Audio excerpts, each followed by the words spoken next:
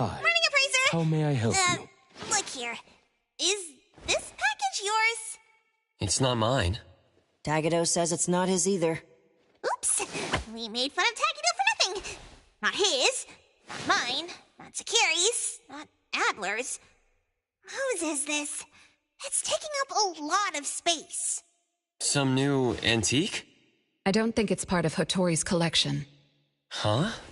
Wait, what's going on? About half an hour ago, when I returned to the shop, I saw a courier making a delivery. The package wasn't addressed to any person, just a bone antique shop. I saw that she was in a hurry, so I simply gave my signature for the package. I may have made a mistake. Maybe Kiromaru learned how to shop online? Wait, check this out on Bagel. Oh, what is it? Let me see! Mysterious Puppets in Hetero. Performance art or terrible omen? Wait, doesn't this look just like the one in our shop? Are they from the same collection? What's going on? Seems that similar puppets appeared overnight in populated areas throughout Hetero. There are 5 of them so far. At first, people thought it was Giovanni's doing, some kind of puppet-themed art exhibition organized by the Dvorak's or something like that. Others thought it was a promotional event for Miss Ellie's puppet project 1,000 Faces, which has been trending. Until someone claimed it was the work of an anomaly that drains life out of humans to make puppets. That's when people started to take it seriously. OP claimed that one of his relatives was a victim, and if the anomaly isn't handled soon, Hetero will become a city of puppets. Is it really that bad? Mm-hmm.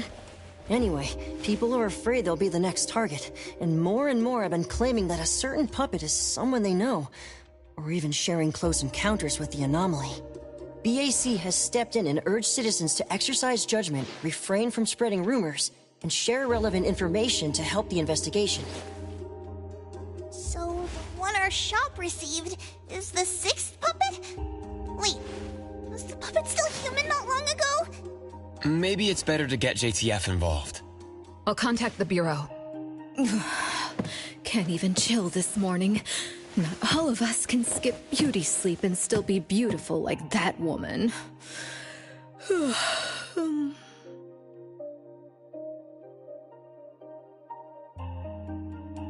My apologies.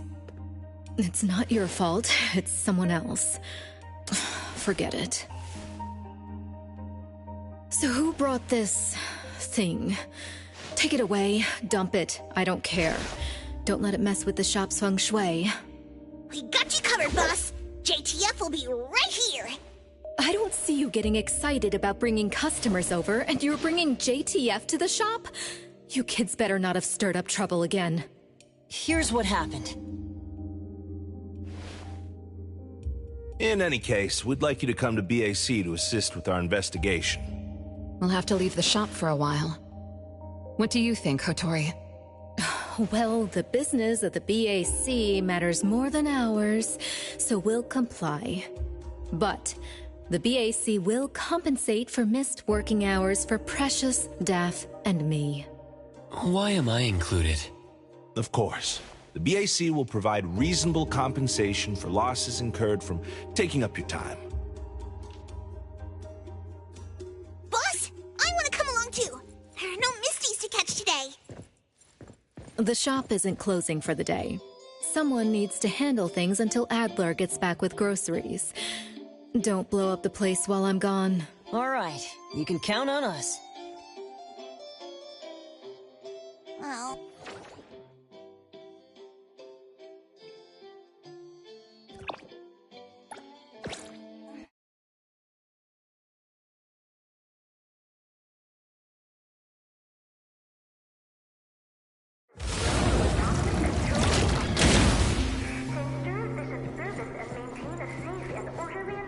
Greetings, everyone from A-Bone. ETD-6 is taking over this case.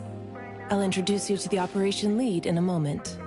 If Nellie's handling the introductions personally, this must be quite the complicated case. Since there's already online unrest, we decided to assign a team specializing in anomaly crimes and meme anomalies. Anomaly crimes? Those refer to human criminal incidents that involve the exploitation of anomaly characteristics, or espers. So the Bureau suspects that this isn't the work of anomalies alone. There are more and more divisions in the Enforcement Tactical Division nowadays. The puppet from A-Bone has been transferred to TempCon. Please follow me.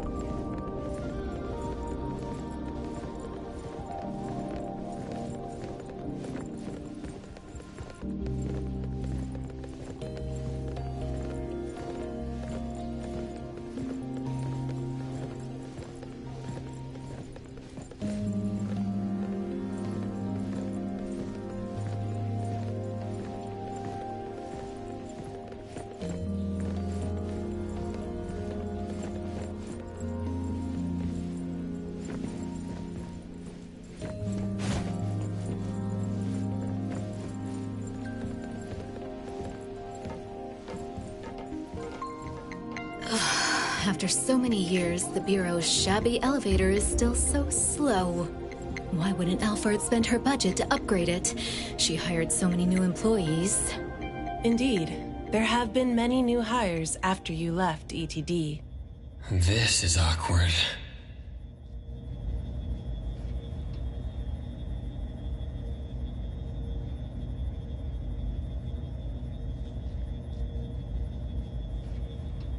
Precious, Daff, see you later. Aren't you coming? I'd love to hang around and meet teams I've never seen before, but my dear Director Alphard needs me for some grown-up discussions. Is it about Abisu? Should I go with you? Our Precious wants to feel the cool AC and expensive sofa, as well as the endless lectures from the Director. She only asked for me, but I'm sure she wouldn't mind another one, especially one who's such a good kid. You mean I don't have to go with you? Don't worry. The containment level needs your expertise more. Next time there's a chance, I still won't drag you along to suffer. When you're done with your work, just head back. Don't wait for me. I just hope today's parent-teacher conference doesn't set a new record for length.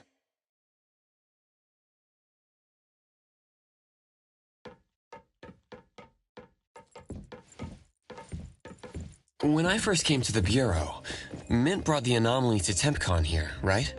Yes, TempCon manages anomalies and derivatives that we don't fully comprehend. Depending on the situation, they'll either be nullified or transferred to the Seleno compound for long-term containment. We're about to directly contact anomaly derivatives of unknown properties. That said, your safety is guaranteed.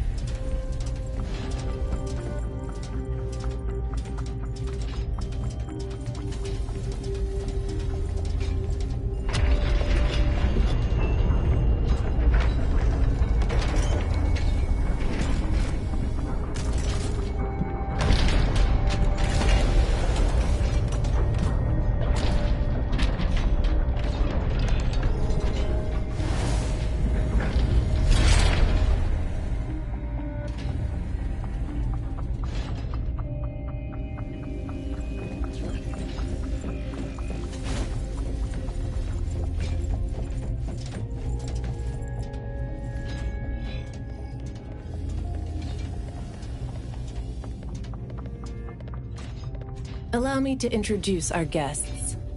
These are anomaly hunters from A-Bone Antique Shop, Daffodil, who witnessed the suspect in the puppetization case, and the appraiser, who has keen perception of anomalies.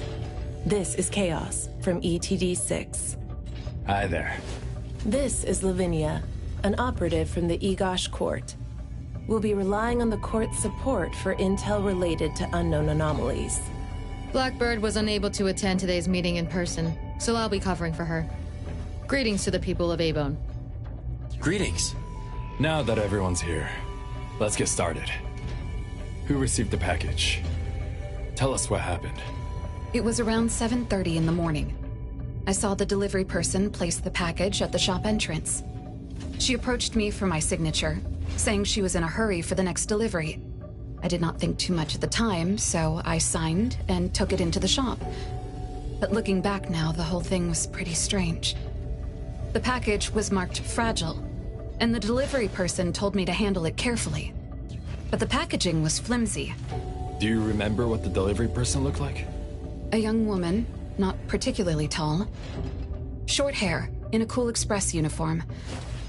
I didn't get a good look at her face, since her baseball cap was in the way. Curious. From the package to the delivery person, everything was fake. According to our investigation of the Cool Express in Bridge Crossings, the delivery person responsible for Hankaku Street does not match Daffodil's description, and their work records show no irregularities. The shipping records from the package center also show no fragile items being delivered to A-Bone. Someone disguised themselves as a delivery person just to give A-Bone a puppet? Correct. The question is, why would anyone do this? Considering this may involve matters affecting A-Bone's interests, I'd like to consult with both of you. We also don't have any leads. Sorry to interrupt. I was thinking, what if this person wanted the appraiser's help? A puppet that allegedly was transformed from a human, wouldn't it retain traces of an anomaly? If that's the case, shouldn't a client have come forward to explain the situation? Even without a client, what harm is there in examining a gift at your doorstep? Can I take a look at it? Please, go ahead.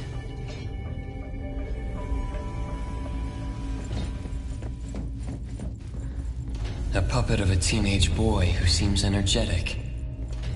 A puppet of a young woman with a gentle expression.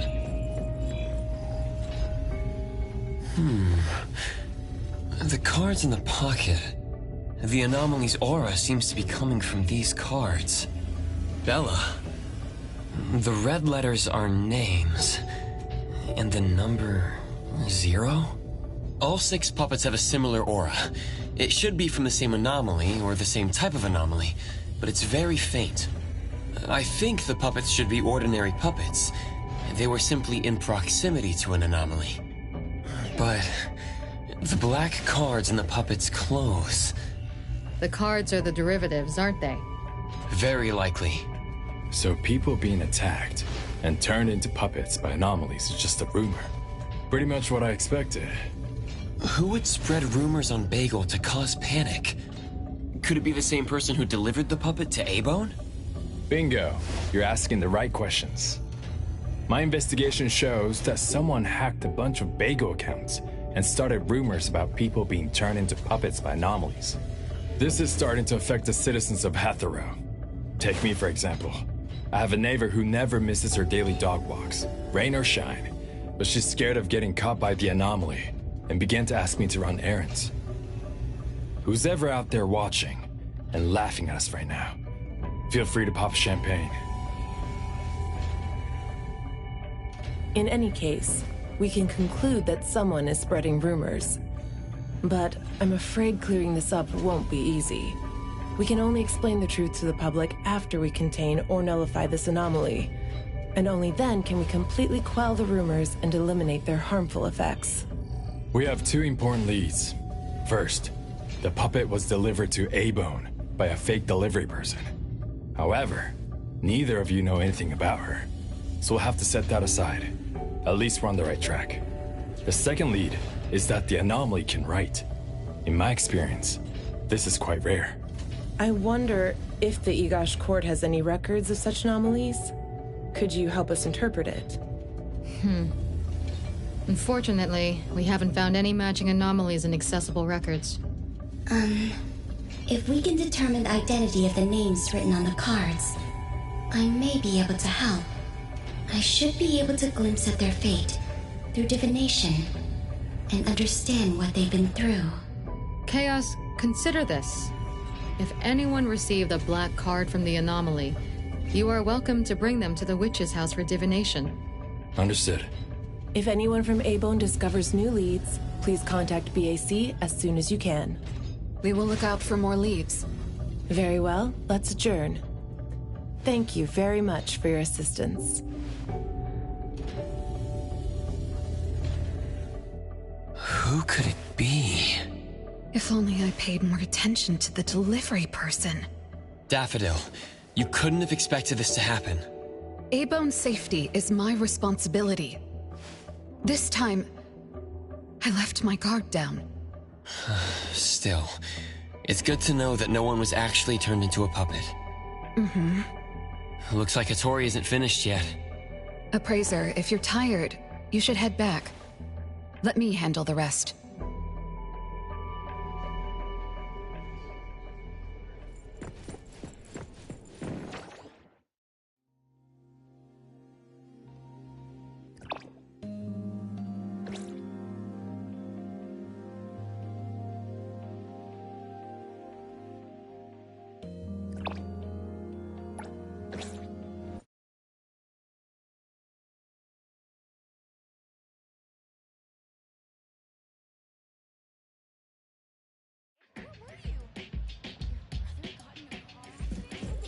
Yep.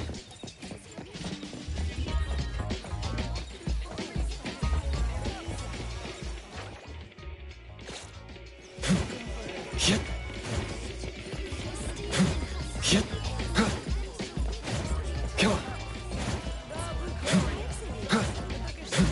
Come on.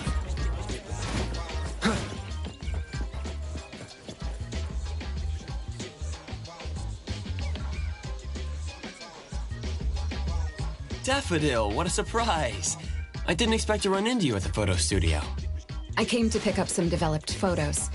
I printed a few more copies of A-Bone's family portrait. Could I have a few copies? I'd love to keep them too. Of course, Appraiser. You think they are precious too, right? Yeah, every time I see them, I feel this sense of peace and warmth. I imagine they must mean even more to you, right? Yes. To me, A-Bone is my anchor. An anchor that keeps me from losing my way, no matter how far I drift. With it there, I can always remember the way home. These photos carry more than just memories. They represent the bonds and belonging behind them. I was here. We were together. I will protect A-Bone forever. Daffodil, I rarely see you smile like that. There's something really gentle about it. Rarely.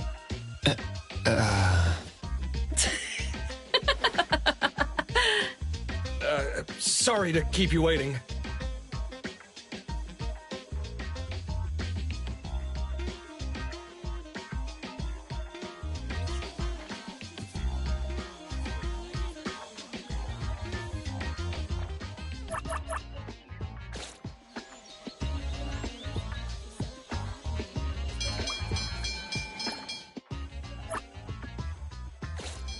Yep.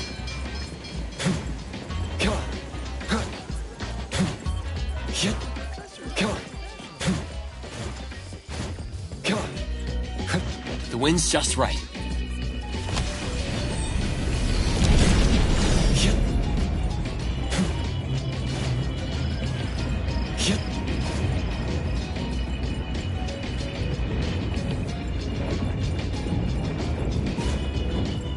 Come on.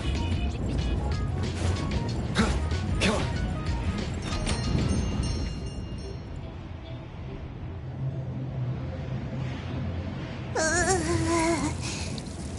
Natalie, are you okay?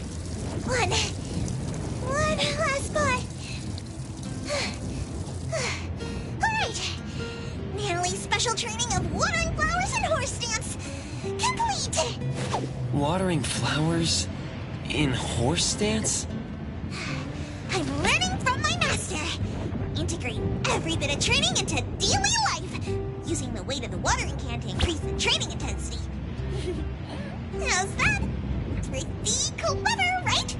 Oh. I water flowers like a normal person. Exactly! To Master, this is just normal. My training isn't good enough yet. That's why I keep wobbling around. Just you wait and see how much I improve, Master! Of course. Thanks to Daffodil and Nanley, the flowers and plants are looking better. I'll take care of pruning from here. Alright. Delicate work like that really is best left to the old man. Oh, by the way, how did that thing from yesterday turn out? Any updates? We couldn't get anything out of Cool Express. The manager even said that they're going to avoid hiring temps for a while. There goes one of my reliable side gigs. Colucci's funds are running low. Oh, why do you think they're sending puppets to our place in A-Bone? Could it be the anomaly is challenging the Colucci's? Was the puppet sent to deliver some kind of message? What message could that be? Like a coded message in Sin City Chronicles. This is some kind of hint. The hint is something that I, Peachy Daime, should definitely be able to figure out. If that's the case, shouldn't the recipient be you? No, you're right. Why does it only say A-Bone? Could it be that I, Natalie Colucci, am not famous enough? If it only says A-Bone, then who exactly is this hint for?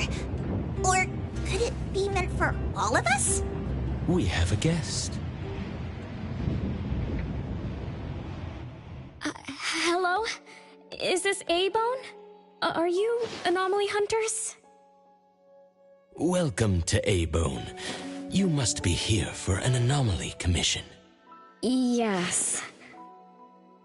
What do I need to do? Do I sign a contract? Do I have to sign up for something?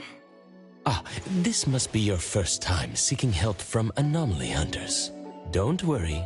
Please, have a seat. These are A-Bone's finest anomaly hunters. Feel free to share with them any troubles you have. I'll make some tea for you. Please, wait a moment. Okay. Sorry, I don't know how this works. If you don't mind, let us ask you some questions. That way we can help you figure out what you need. Okay, leave it to me. So, have you encountered anything strange recently? What should I call you? Renee is good enough. I think. Alright, Renee. What do you do for work? How's your day today? Did something weird suddenly mess up your routine? I'm a taxi driver. I start at 8 a.m. and finish at 8 p.m. For lunch, I grab something quick from a convenience store. After work, I go to Food First for a set meal. The weird thing is, for the past few days, every night at exactly 9 p.m., this strange guy in a cloak shows up and attacks me. Though he looks scary and hits me pretty hard, when his attacks land, I don't feel a thing. I just cover my head and let him attack me for about 10 minutes. Then he leaves. Well, I think he leaves. When I peek through my fingers, nobody was there. That's about it. Isn't this strange? He attacks you every day? Even if it's just a prank, that's messed up. Here's your tea. Thank you.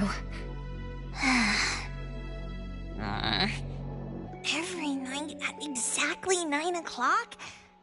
What kind of kink is that? Maybe it's like those guys from gangster movies. who like to dress up scary to shake people down for money. They usually show up at the same time to establish an air of authority. Oh, I can't believe there's a lowlife like this on my turf! I'll have to talk some sense into him with my fists! But I don't remember owing anyone money. I did nothing to deserve harassment from this debt collector. He never says a word, just swings this huge scythe at me. It's terrifying. You don't feel any pain when he attacks. Could this be a hallucination?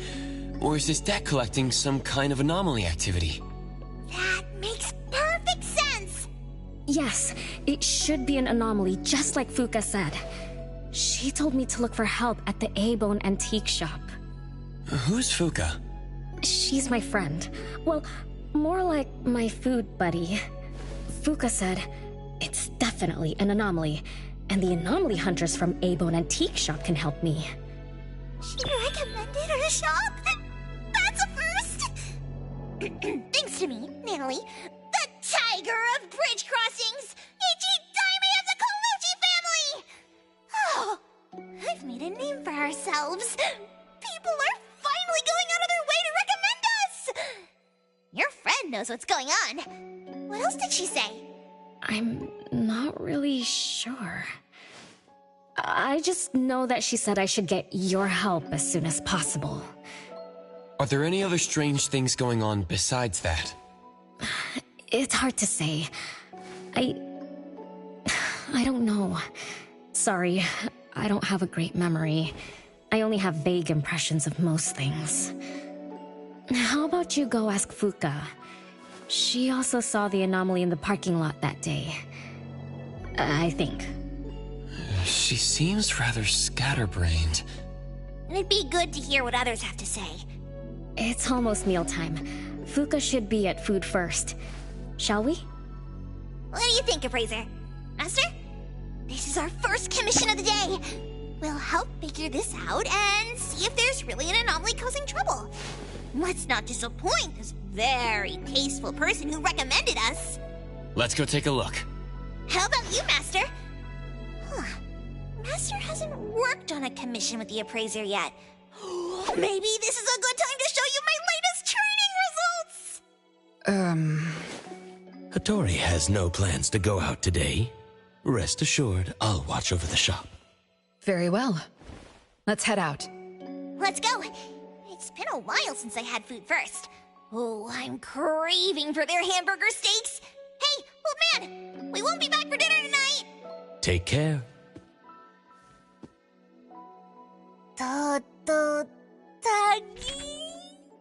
One of these books is an anomaly. You can tell by touching the book sides.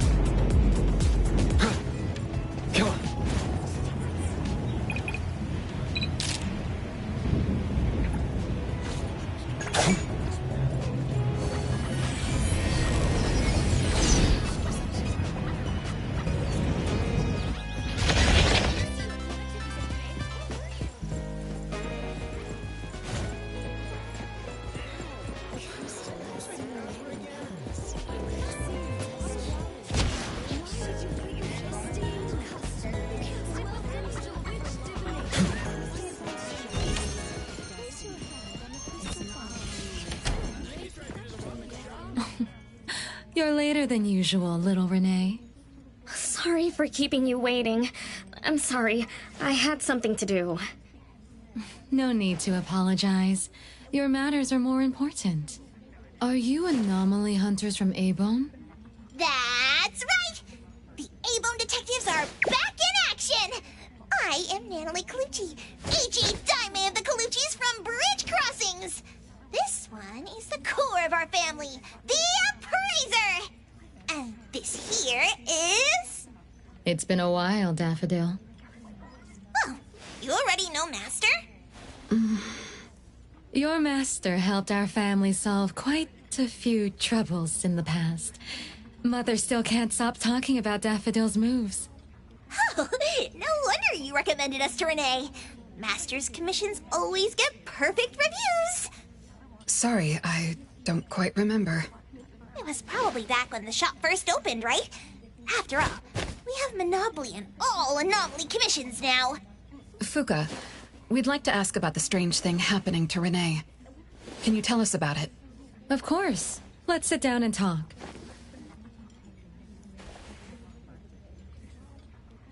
Two nights ago, little Renee and I finished dinner and were about to head home.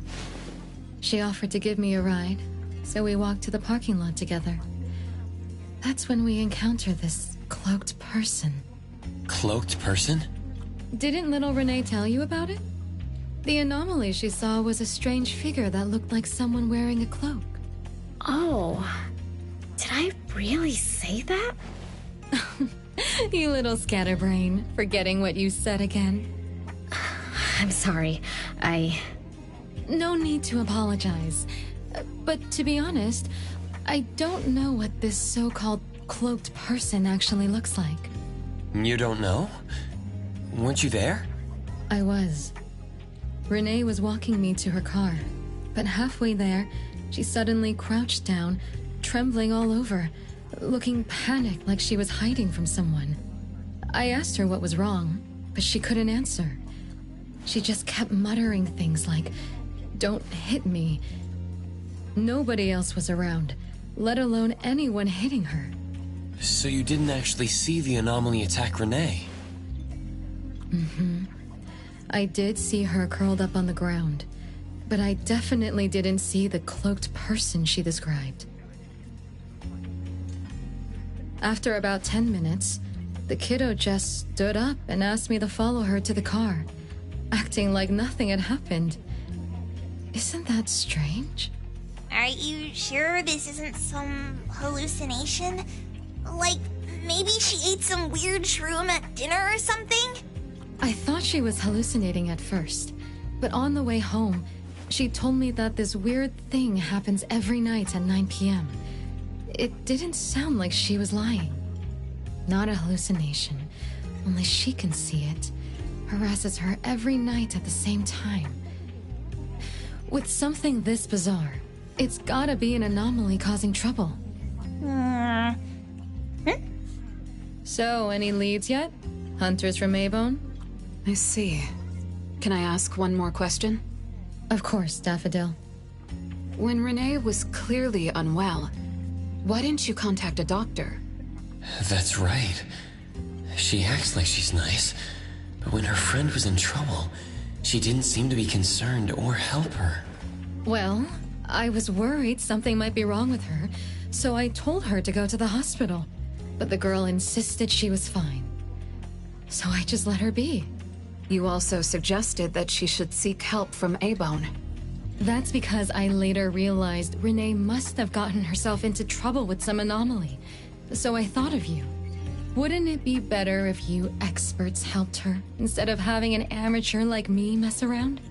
Daffodil, you may be thorough, but you always get obsessed with details. Same old habits.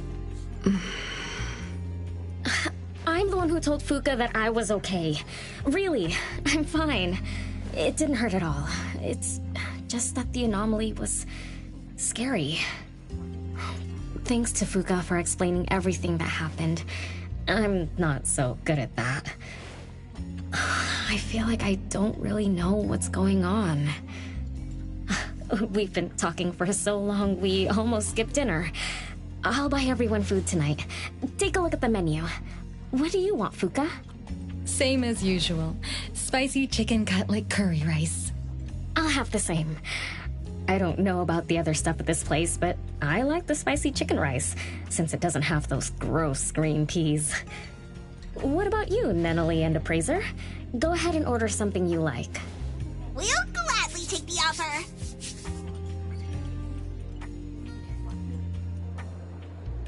It's 2 minutes before 9 o'clock. According to Renee, the anomaly will appear in the parking lot right on time. I wonder if we'll get to see that cloaked person show up to collect debts. From what Fuka said, not everyone can see it, right? Or maybe ordinary people can't see it? It might not be a weirdo in a cloak either. After all, she's a bit scatterbrained. She could have gotten it wrong. There are many anomaly hunters here to protect you today. No need to be afraid. Thank you. You always take care of me. Then I'll walk ahead. I'll show up soon.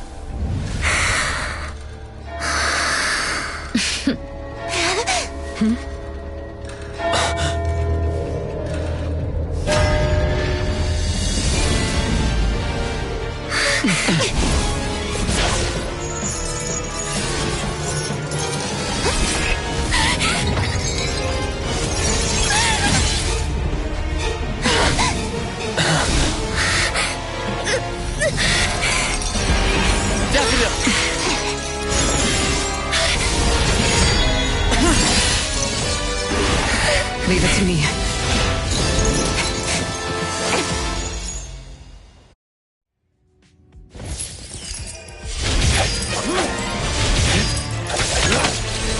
He's done arrived!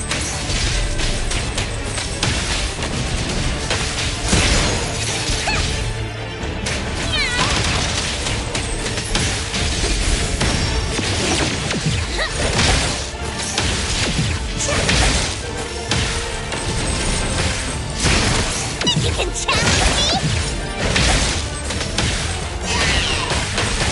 Nice work.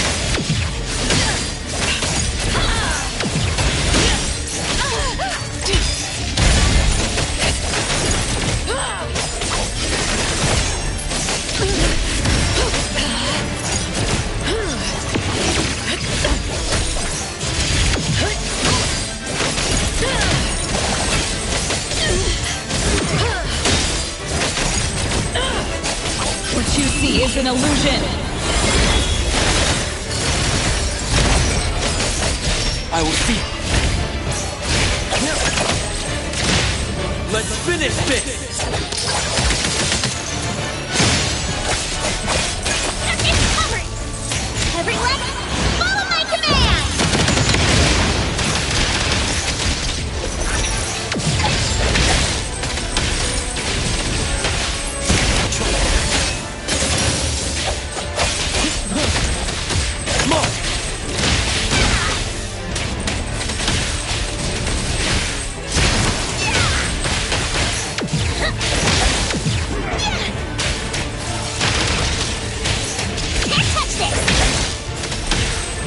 I will see through the next strike. Divide. Slice-Zero.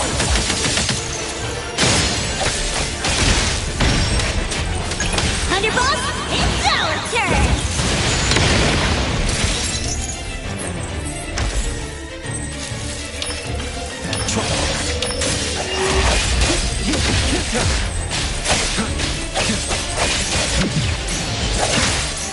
mistake!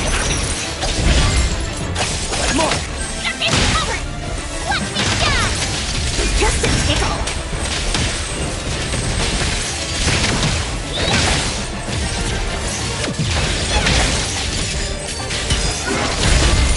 What? Nice work. Nothing can stand. Thousand eyes, awaken! I will see to them. Engraved! Woo! Just warming up! No hitting from behind! Everyone, follow my command! Let me... Fate splinter and fracture!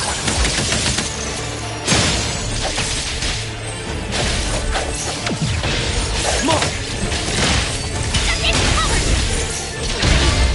What?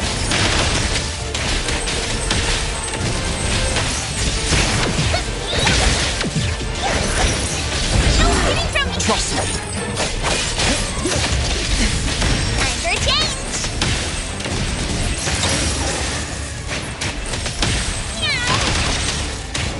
Nice. I get to show you how Thunderbolt! It's our turn! I will see through the Nexus. Engraved!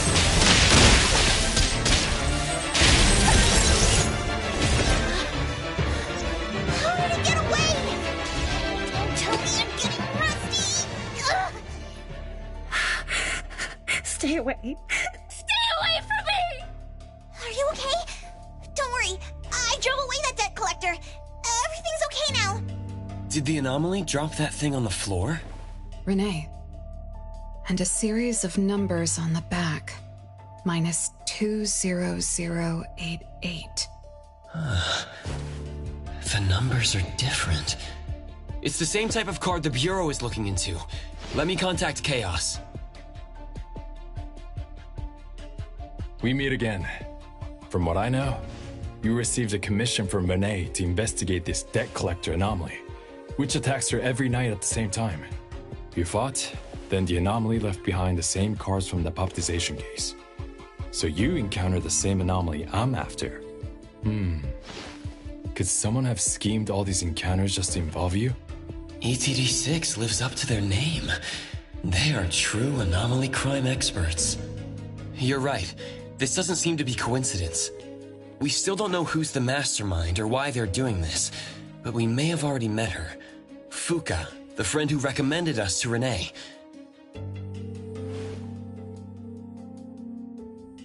Wait, she was here just a moment ago. She's already gone. What did she say? She recommended A-Bone because Daffodil had handled her mother's commission before, which left an impression. Daffodil. Daffodil. So it's Daffodil again. Interesting. Thanks for the information. We should make a trip to the witch's house. Good thing it's not too late. So I'll ask the Blackbird and her team to work some overtime. Aren't you coming with us? Of course.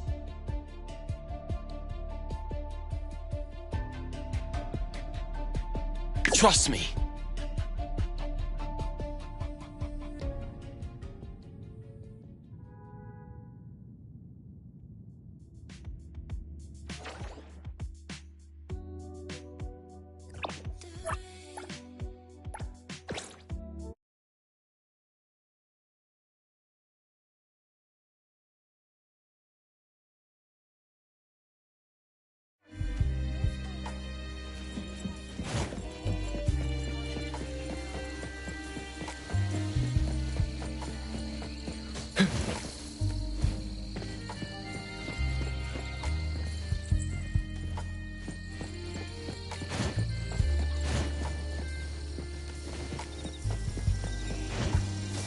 Perfect angle.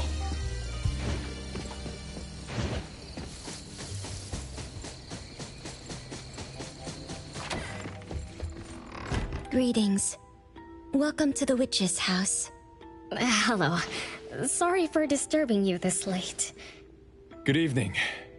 This young lady was attacked by the baptization anomaly tonight. Huh? Wait, what anomaly? The one that turns people into puppets? So, those people really were... Well, we aren't certain at this moment. In any case, could you please share the entire incident with us? Oh, I'll tell you. Renee came to our shop because she wanted us to deal with some weird thing that appears every night at 9 o'clock to attack her. We were escorting Renee to the parking lot of Food First, and at exactly 9 o'clock, there was a poof, and a wild debt collector appeared. We don't know its real name. Natalie has been calling it the debt collector. That's right. It was swinging a huge scythe at Renee. I don't know if my eyes were playing tricks, but the scythe went through Renee's body. I was worried. I think I saw that too. Luckily, the appraiser blocked its weapon. Then, they started going at it, trading blows and stuff. But the fight didn't last long. Oh, I was just getting started when he ran off. Do any of you remember how long the fight lasted? 10 minutes sharp. And afterwards, did you discover that the anomaly left the same kind of card for Renee? We did. Appearing on time, disappearing on schedule, and leaving similar cards for the victims. This debt collector might be a type of rule-based anomaly. Rule-based anomalies usually follow predictable patterns. They also have a complete set of rules in their domains. For example, if any of you were to enter the anomalous realm it creates, you wouldn't be able to get out easily. Instead, you'd have to follow its rules. Some rule-based anomalies symbolize rules themselves. You can think of them as the manifestation of rules. Others have some kind of goal. In such cases, nullification is extremely difficult, and conventional containment methods have proved ineffective. No wonder it got away. Is Abisu's security anomaly also a rule-based one? Nantani is its name, right? It is. So, the key is to understand the rules and master them before we can nullify or use them to our advantage. And someone beat us to it. Figured out the debt collector's rules, set up the whole thing. The next questions are, why target Renee? And what do the numbers on Renee's card mean? Why is the message left for Renee different from the others? Another annoying puzzle. If only Nietzsche were here. I could do a divination for Renee. Maybe we can find something. That's a surprise. I've never had a divination before. Is there anything I need to do? Just relax and close your eyes now.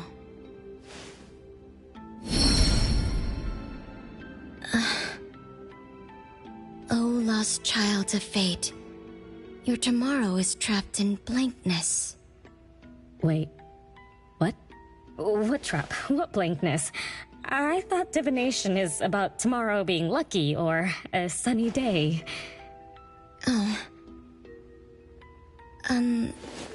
Your fate is rather unusual. I'm afraid I can't give you further interpretations. But I once performed a divination for another woman with the same result. You might share similar fates. Her name was Dolores, head of the Constantine family. She was tired of her life, saying she was never truly alive. Yesterday, today, tomorrow, each day was equally empty and void of meaning. I think that was because she lived for far too long. Uh-huh. She lived for a very, very long time? They say that Lady Dolores is an immortal with eternal youth. That she made a deal with the devil for unlimited lifespan at a huge price. However, eternal life can be a curse, and the Constantine family met their demise decades ago. That was when most people didn't know about anomalies. People simply believed in curses. From what we know now, she was either a long-lived Esper, or she made a contract with an anomaly. Lady Dolores told me that she is one without heart, which is the truth about the curse of immortality. No heart, no bonds, no attachments. Alone, her memories of the past grew dim through the years. Neither does she pay attention to anything happening around her. All she had was a numb void, but she still yearned for lasting companionship and loyalty. So she sought divination from me to find a way to change things.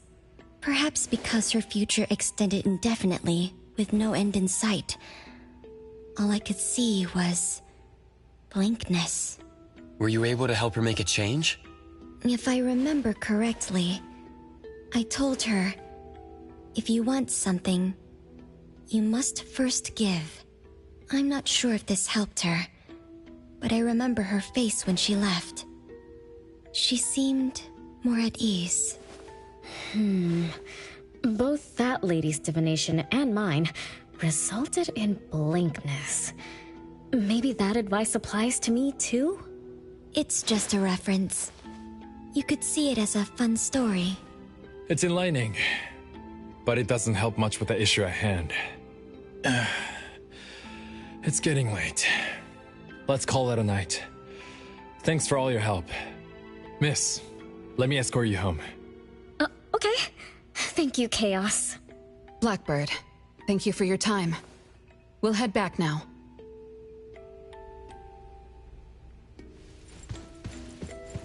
Yep.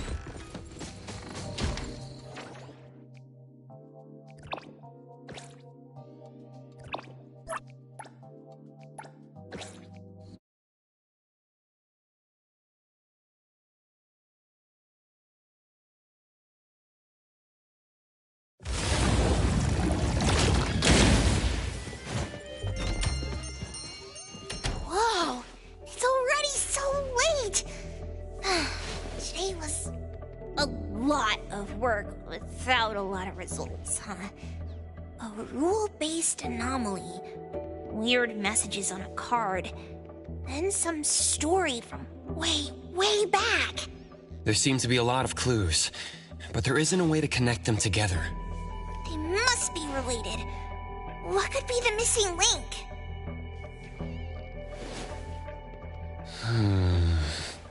Let's call it a night. It's getting late. You two should get some rest. Oh, man.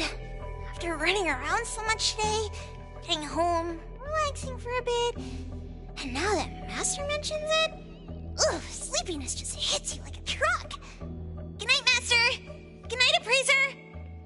Good night, everyone.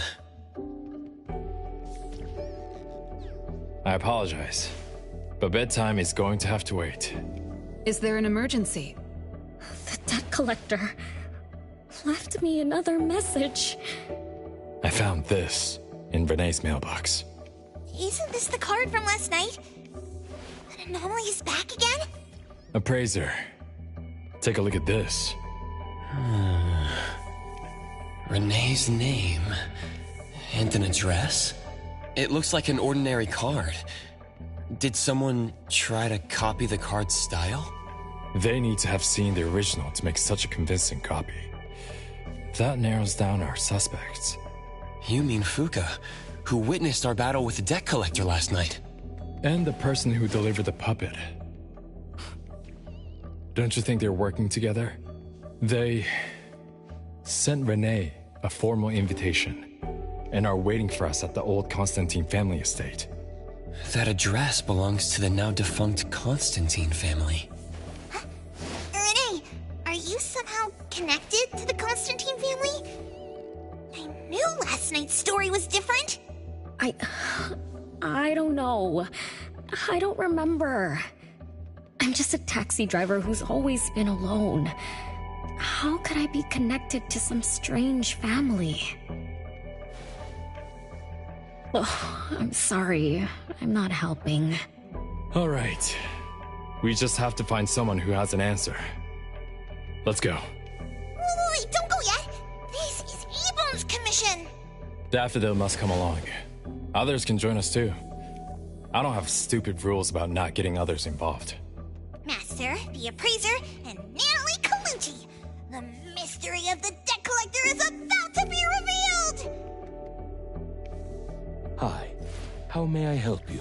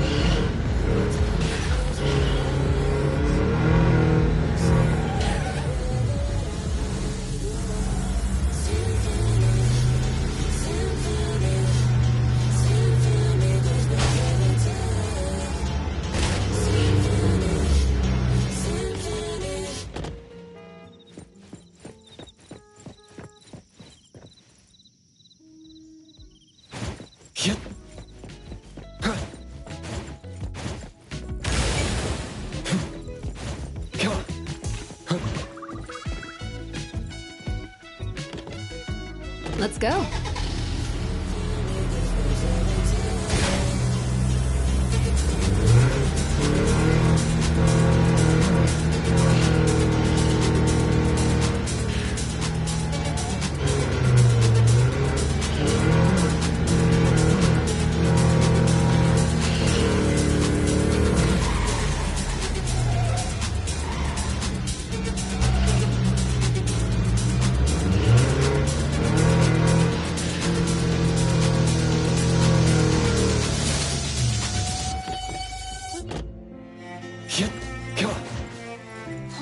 There's nothing here except for some skinny cricketry.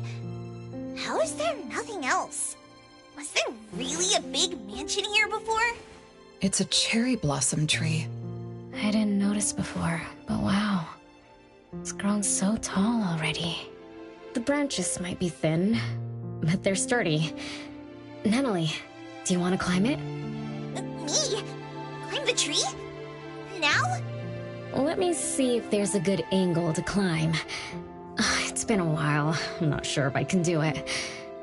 Or maybe it's because I was smaller when I was a kid. I could just hop and reach the top. But now... maybe it's better not to try.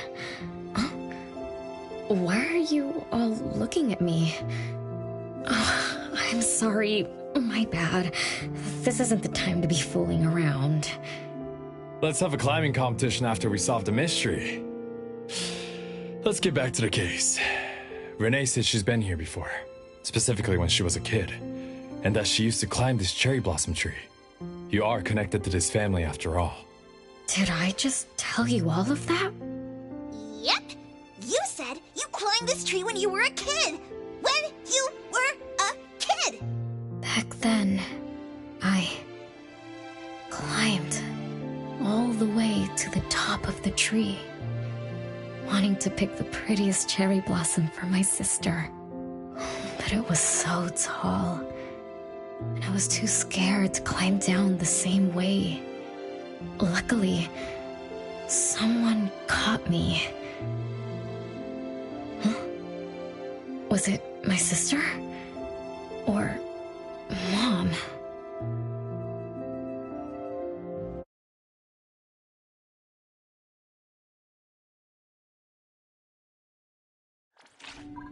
Ow! That hurts! Renee! Are you okay? My head hurts. But my limbs are where they should be. What about you, Appraiser? I'm okay too. Where are we?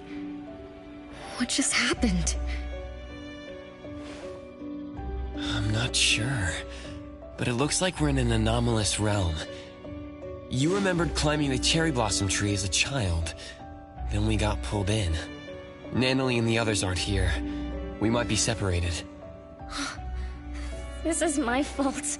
I'm so sorry. I had no idea this would happen. No worries. It's not your fault. Besides, we hunters are used to being pulled into anomalous realms. The real question is, how did we end up here? What a grand entrance. This must be some wealthy family's mansion. Such as the residence of Lady Dolores, head of the Constantine family. Have we traveled to the past? Not necessarily. Maybe the anomalous realm is simply recreating scenes from the past. Do you recall anything else from when you were a kid? Anything helps. I can't. Oh, my brain is still foggy. But I can feel this.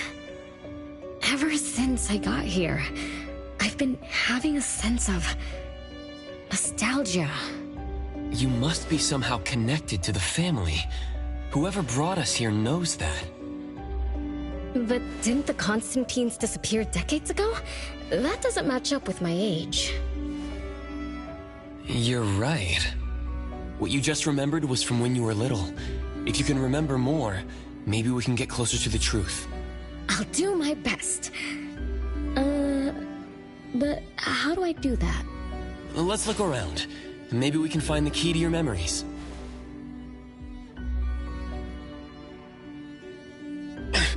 Strange. It won't budge. I'm feeling rather shut out. Is this really a door? It feels so strange. Maybe it needs to be opened from the other side? Maybe. Let's check over there.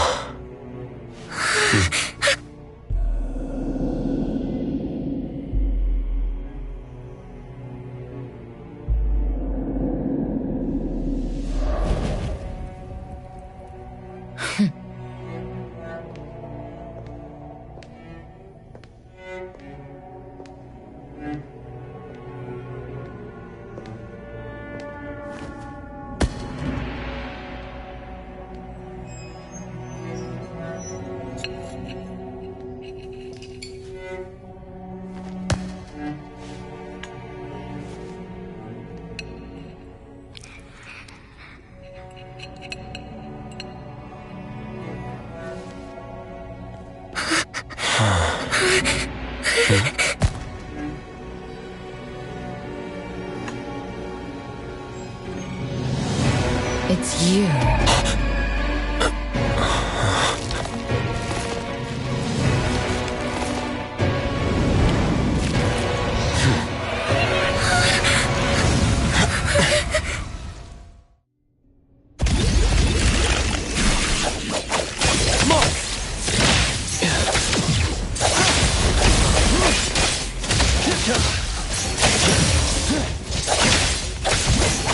Feeling good.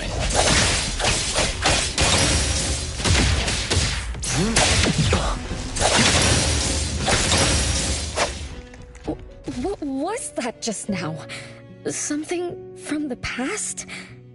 A family sitting around the table getting ready for a meal. Is this space replaying events from the past? How strange. It's like watching a movie. That's called a reenactment of the past.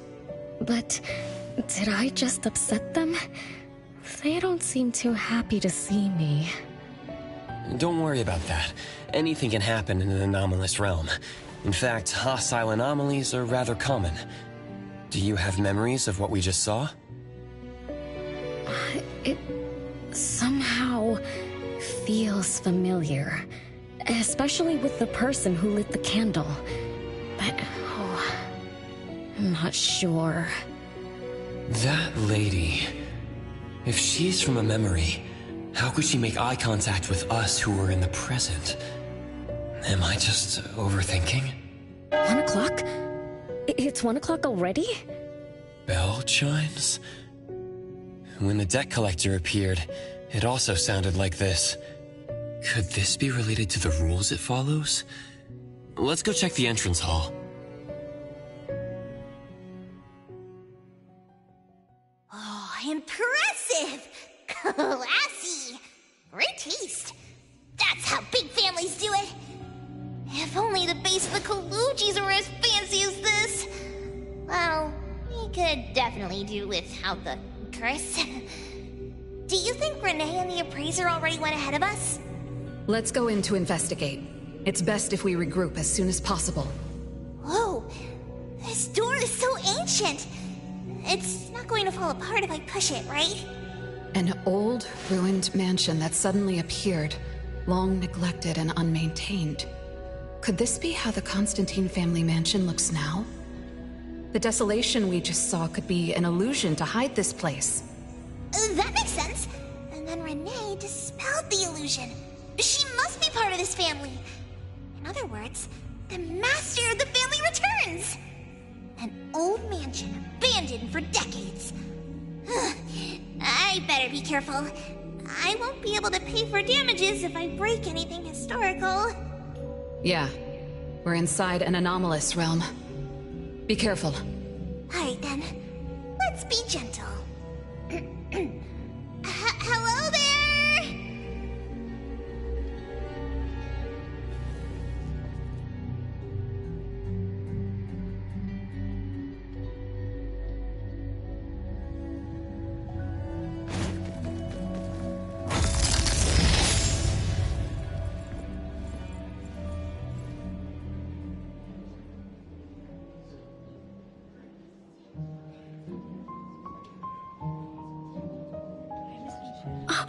It's that lady from before. Excuse me. Sorry. Wait a minute. Were you talking to me? She just walked away without responding. I'm so confused. We can talk to people from the past? It's like an interactive movie. No, wait. It's more like a stage play. Maybe we're also on the stage. Are we the audience? Or are we unwitting participants? Let's just say we're on the right track. You could try talking to the one who just lit the candle. Ask about how things are going. That lady. Oh, there she is. We'll have to squeeze through the crowd. It's going to be tough. Why are there so many people here? Are they having a banquet, salon, or something like that? Before I talk to that lady, should we talk to the other guests first? We can figure out what's going on in this mansion. That's a lot of people, though. When I drive a taxi, I don't need to speak to more than 2 or 3 passengers. No need to push yourself. Want me to handle this instead? Appraiser, you've done a lot for me. I have to step up. Besides, this is the first time I want to figure things out. These are probably things I never should have forgotten. Come on. I might not have another chance like this. I better make the most of this. We need to seize this last chance to butter up the lady. Maybe she might even invite you as a guest in the future. Oh, don't even think about it. Look at all these people. Everyone is trying hard to impress her.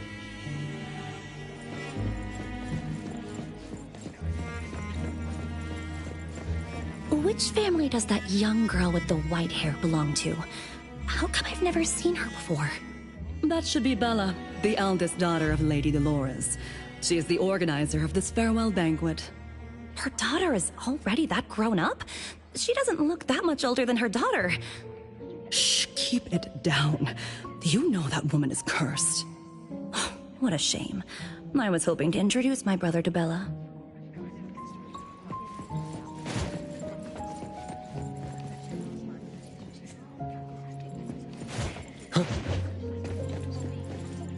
The salon has been running just fine. Why is it getting cancelled? Apparently the lady wants to focus on family affairs, so she's withdrawing from the social circles of the nobility. Ah, such a shame. Dolores has an amazing chef and the finest wine I have ever had the honor to taste. Dolores is also the most gracious hostess. Always generous when she lends out money.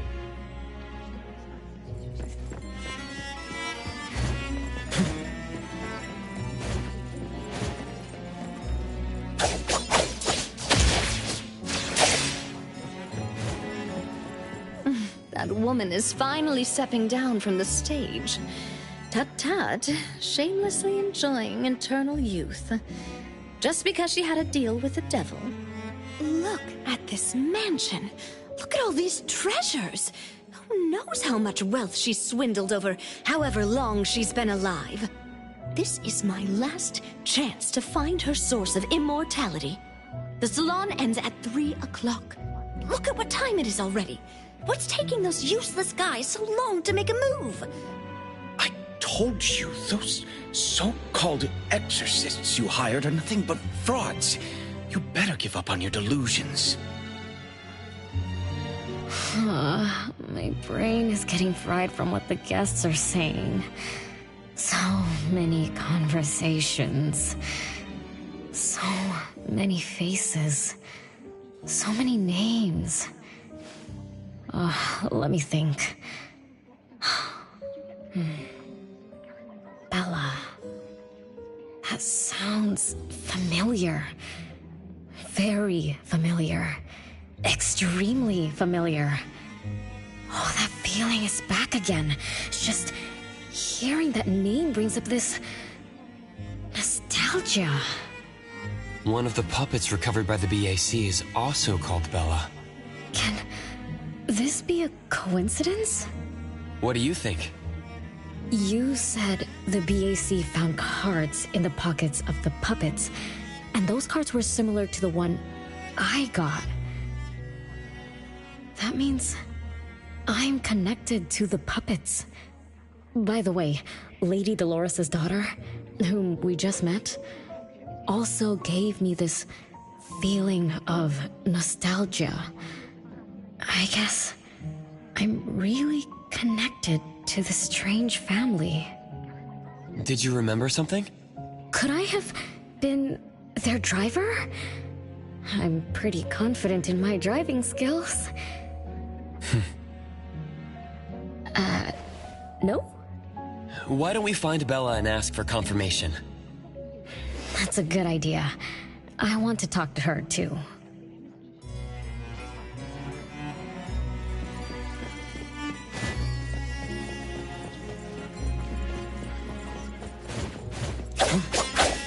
Renee, this isn't a place for kids. Huh? Bella? You know me? Child, I'm your older sister. Remember, you should address me in a formal manner. I can't believe I have to tell you this. Mother has indeed spoiled you. Sister? My big sis? Why are you so confused? Oh, did you oversleep again? Mother warned us not to interrupt her salon, but you just had to go see what's going on. Like the time you hid in that cabinet to peek through. You ended up very disappointed, remember? You said adult social gatherings were boring, so you dozed off. You fell asleep in that cramped cabinet. When you woke up, you were so groggy that you forgot where you were and what you were doing. And then And then you woke up, but someone had shut the cabinet door, leaving you in a dark, cramped space. You snapped and started to cry. Desperate to escape, you threw yourself against the cabinet door. That day, Every guest witnessed the extraordinary commotion you caused. You completely ruined Mother Salon. I didn't mean to, Big Sis. Is that so? Do you really think I'm your sister? Huh? Big Sis? But aren't you? No, Renee. I'm just a shadow bound to this place, destined to meet you. Though you might have forgotten or abandoned us, we've been waiting for you all this time. We've been waiting to relive these moments with you. So, I really am part of the Constantine family? I'm her daughter? Looks like that poor brain of yours still remembers something. If you didn't even know your own mother, how sad would it be for those who love you? Where are they? Mom and the others. Are they still home? My dear sister, this is the Constantine mansion trapped in the past. Everything that happened here, everything about us, reenacts over and over again at this place. Come on, Renee. To return to the past, you must reclaim the choices of your past, including all your mistakes. If you're not Renee's older sister, then who are you? Shouldn't you ask her why I appear as Bella? The answer has always been in her heart. I don't understand. Wait, sister! It's all right if you don't understand now. I've been waiting for you for so long. I don't mind waiting a little longer. Bella. I think I'm starting to remember. She was the sister who caught me when I fell from the tree. She's been here all along, waiting for me to come home. And why is the puppet also called Bella? I don't think the Bella we met is a real person. Remember how this is an anomalous realm? So she's my sister from the past. Though, I don't understand everything she said. That's what she meant, right?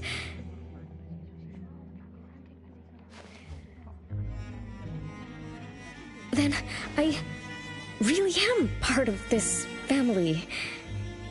Didn't this family disappear over 50 years ago? How could I... How about we ask Lady Dolores? My mom?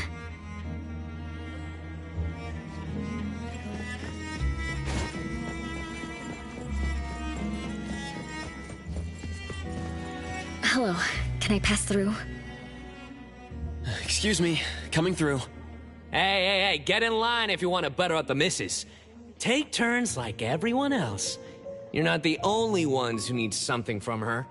Dolores is far too kind to you commoners who are uncultured bumpkins with no etiquette. Do I need to remind you about what first come first served means? I don't think we can squeeze through. These guests aren't very friendly. There was one bell chime when we came in. The salon started at 1 o'clock. If this scene closely follows how it played out in the past, they should leave as soon as the salon ends. We should be able to approach Lady Dolores then. Oh, good point. Thanks for coming up with a plan. I couldn't have done this alone. When does the salon end again? It should end at 3 o'clock.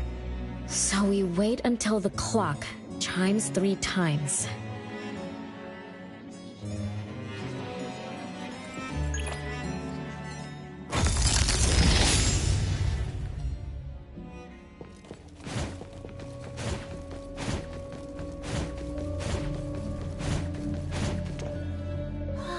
What a beautiful clock!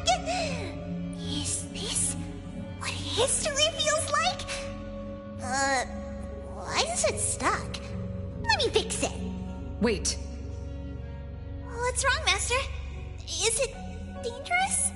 It's best to remain vigilant in anomalous realms, especially with clocks. Oh, right. Debt collector anomaly is also related to clocks. Blackbird once mentioned that rule-based anomalies follow established patterns strictly. It would be a good idea for us to pay close attention to time. Got it, Master. We look around for clocks, watches, and stuff like that. But, I guess I was in a bit of a rush. It doesn't seem it cost anything, though. The debt collector didn't appear this time. Ouch! My ears! Something else showed up. Hey! Watch this!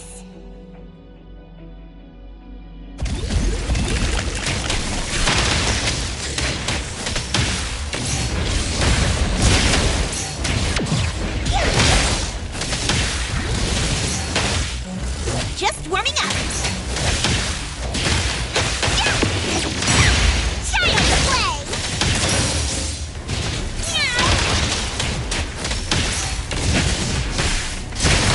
Nice work.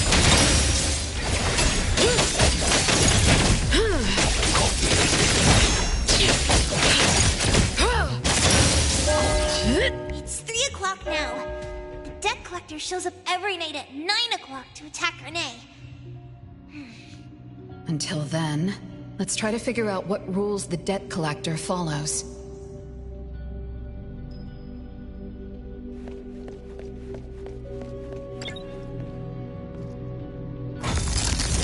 Oh, it's 3 o'clock already.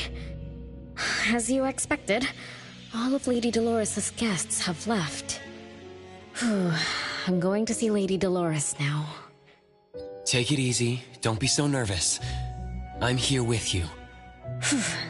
Okay, deep breaths. Deep breaths.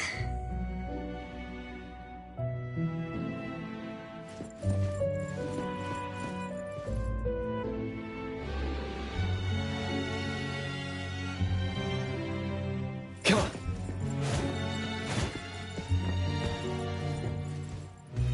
Lady Dolores. Renee, my dearest little daughter, come here to Mama. No need to hide anymore. The troublesome people are all gone now. Mom? Are you angry with me? I was too naughty. I hope I didn't interrupt your salon. Angry? How could I be? I just didn't want you to see those people too early. To witness the greed, foolishness, and ugliness of those who long for so-called immortality. Are you talking about the people who were just around you? My little petal, they must have frightened you. I promise nothing like this will ever happen again. This pathetic charade will soon be over. Mom, you've always hated the salons? Feelings of love or hate didn't matter at first. I simply had to run the salons. I had to use these connections to reverse the decline of the Constantine family. Besides, I don't even remember all the little things. But even though my goal was fulfilled long ago, these salons kept going, one after another. Perhaps they weren't the only greedy ones. I was too. I was too young and too foolish. I mistakenly thought gathering them under this roof could bring me some comfort. However, they were nothing but a bunch who envied the family's reputation, coveted the wealth in this mansion, and lusted for so-called eternity. After a while, I came to see them as nothing more than greedy beasts, scrambling for scraps and pandering jesters making fools of themselves. I guess they sufficed as entertainment. I don't get it. It's okay if you don't understand. Mother promises that you, my little petal, will never need to understand this. These troubles will never bother you again. Mom, are you not hosting salons anymore? Whatever I sought in those salons was a mistake from the start. I must correct this mistake. And the catalyst for that change is you, my dear. My little petal. Family is what matters most. You are the most precious gift in my life, as well as the very source of meaning in my stagnant existence. Whatever time we have left, we must treasure every moment together.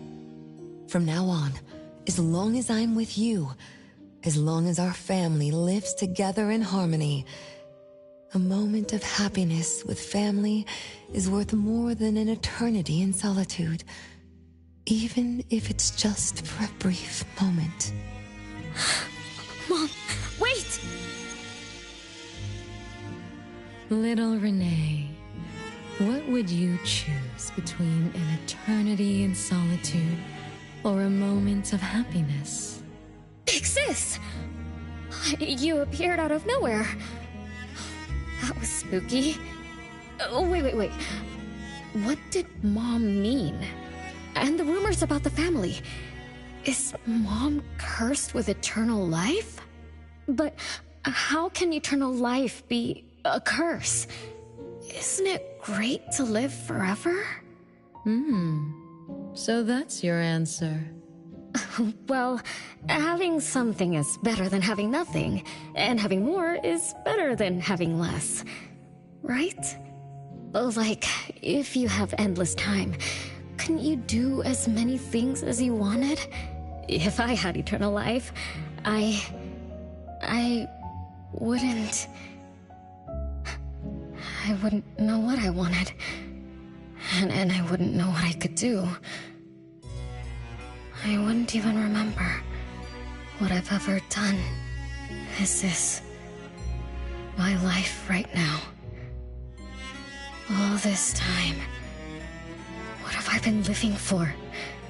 Days with nothing to do, with no meaning, and with no end in sight. So that's why it's a curse. Poor Petal. It seems that even after forgetting us, you still haven't found what you desired. Or was the kind of happiness you were looking for nothing but drifting through life in a daze, barely conscious? No, I didn't forget you on purpose, Pixis. It's not like that. Little one, you self-contradict and don't act as you say. But I believe you, because you've already paid the price. Just like your first answer, you made a choice before. That choice allowed you to return here by yourself, but it also made you forget everything, including us. You're saying Renee chose eternal life, like Lady Dolores. What do you mean? Me? Eternal life? No way. Did I? But what about you, Pixis? Mom? Are you all alive? At least you weren't made into puppets. Thank goodness. Renee, you basically forgot everything about us. Mother, the one who gave us life, loved you so much. She used a picture of you as her bookmark. When she read before bedtime, her gaze would always drift towards your smiling face. Every little thing about you, your quirks, your habits, your childish nonsense, she remembered it all.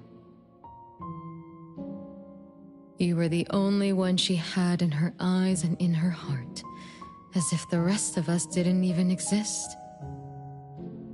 And we are the same way too. Mother, Elliot, Teresa, everyone is waiting for you. Won't you come see them? Mom and the other siblings? Everyone's waiting for me? The cherry tree Mother planted in the courtyard is bathing in sunlight and in full bloom. Time has come to a standstill, and moments of happiness blaze over and over again.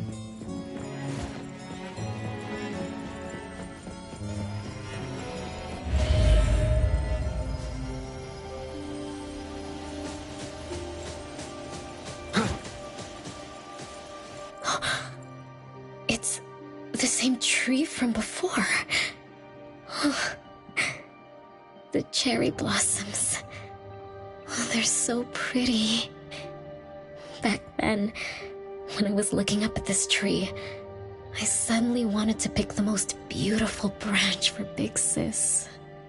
I thought she'd definitely look pretty with cherry blossoms in her hair. So I reached for that branch as far as I could. But I lost my grip and fell from the tree. Then... oh, what happened after that?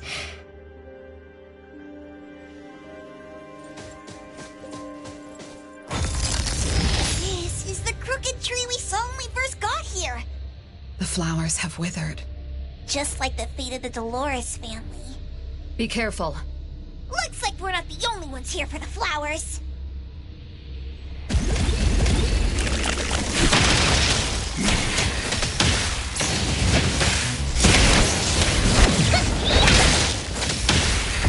Nice work.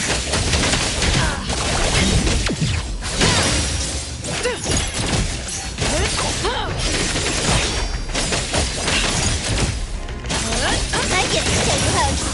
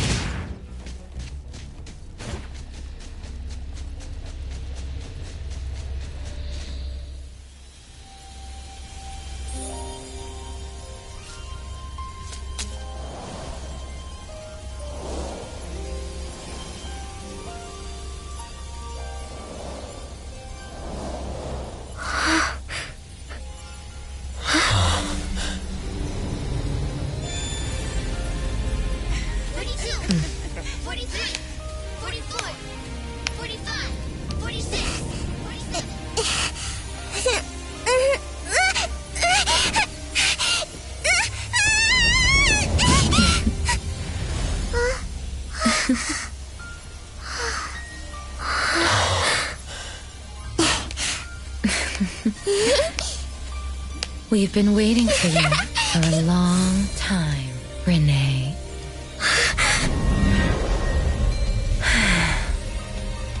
Do you remember the reason we were born? And the purpose we must serve?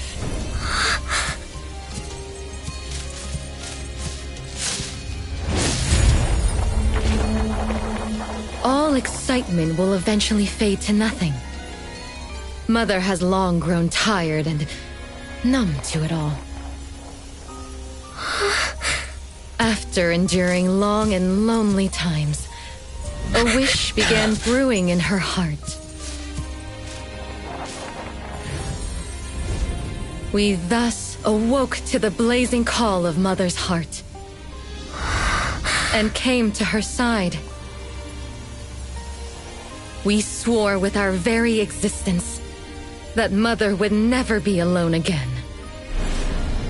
Surrounded by her children, Mother found the companionship and happiness she had longed for. But she didn't stop. She kept yearning for more. Because we weren't able to satisfy Mother's deepest wishes in her heart. However, our mother's wish was never fulfilled, and that day will never come.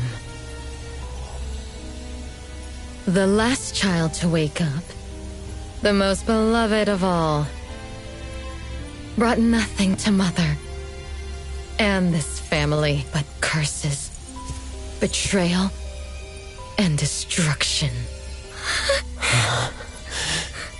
And now, she's back.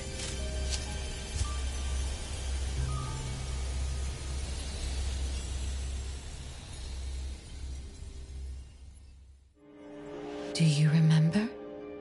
About the time our family spent here?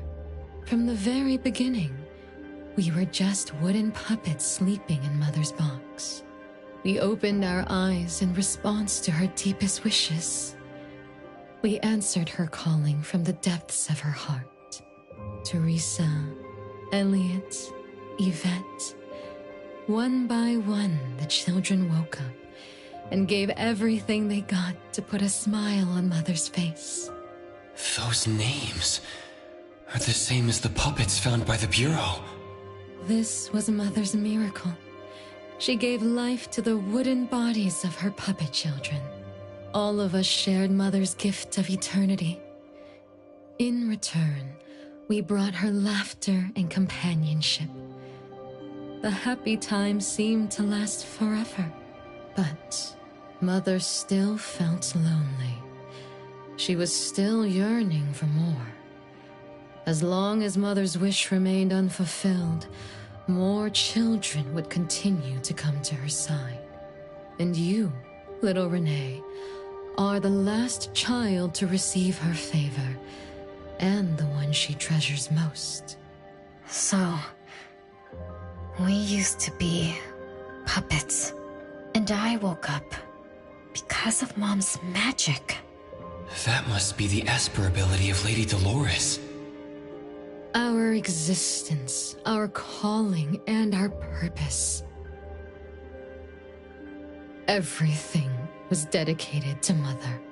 Thank you for helping me remember all of this, Big Sis. Unfortunately, you abandoned all of our duties. You betrayed us and committed an unforgivable sin. Sin? I don't get it. You forgot your family. You even forgot the sins you committed. But that's okay. I'll make you remember everything. That's exactly why I am here. The sin is recorded on Mother's registry in the study. Won't you go see for yourself? You could give us a better explanation. Everything started because of you. My ignorant little sister. Oh, wait a minute. Don't leave me, sis!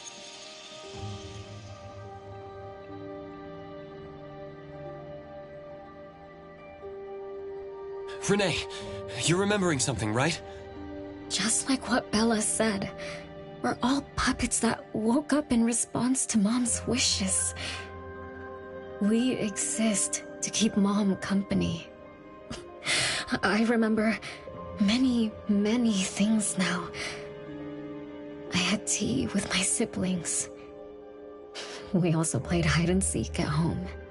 But Mom, our beloved Mom, where is she now?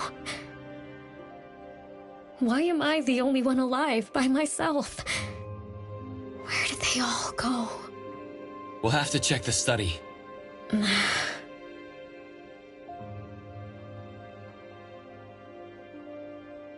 What's going on? I have no memory of that place, but I feel scared. There is something in the study.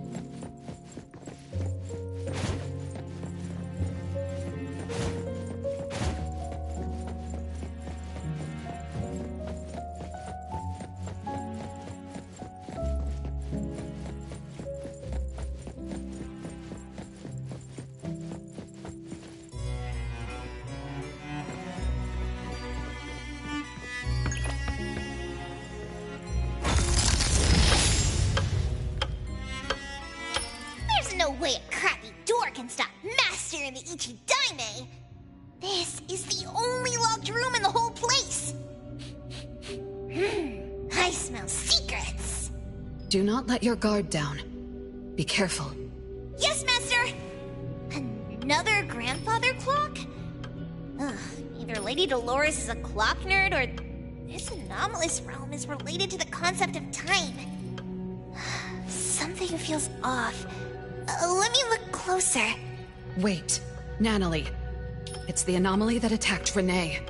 I think it doesn't want to hurt us. We're not its target. Renee is. What was that thing about rule-based anomalies again? It follows rules. It only starts moving at exactly 9 o'clock, and its target is just Renee. You're right. Even if we attack it now, it'd likely be as futile as last night. If Blackbird is right, it only nullifies itself after completing its mission. It's getting closer to 9 o'clock. We need to find Renee as fast as we can. I don't know where everyone else is. I hope she's not alone. Let's search the area first.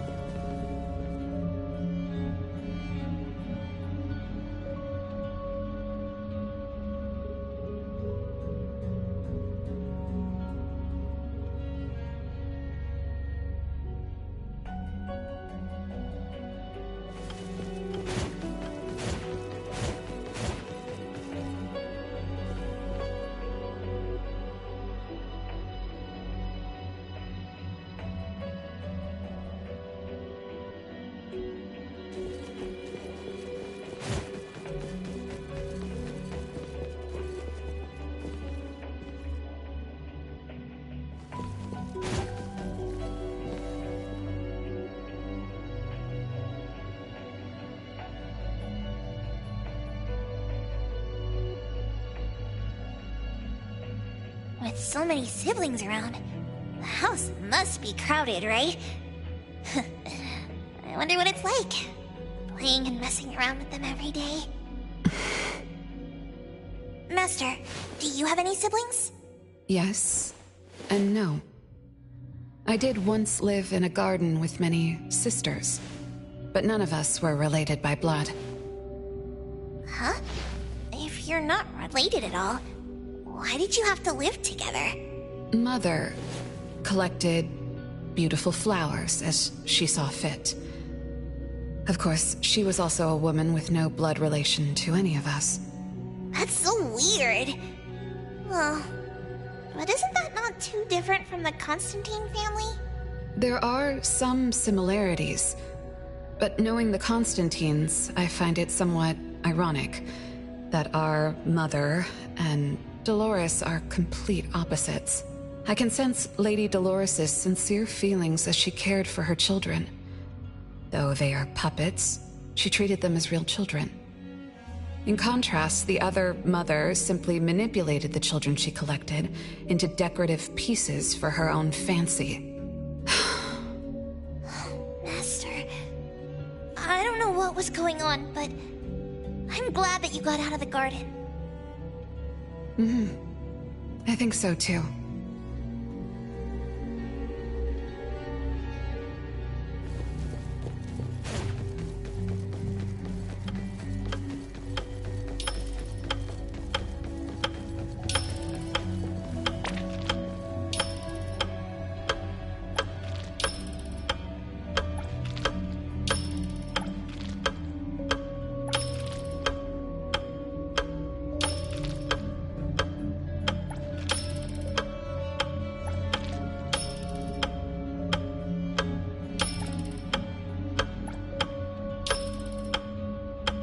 Chances are, Lady Dolores has met her demise.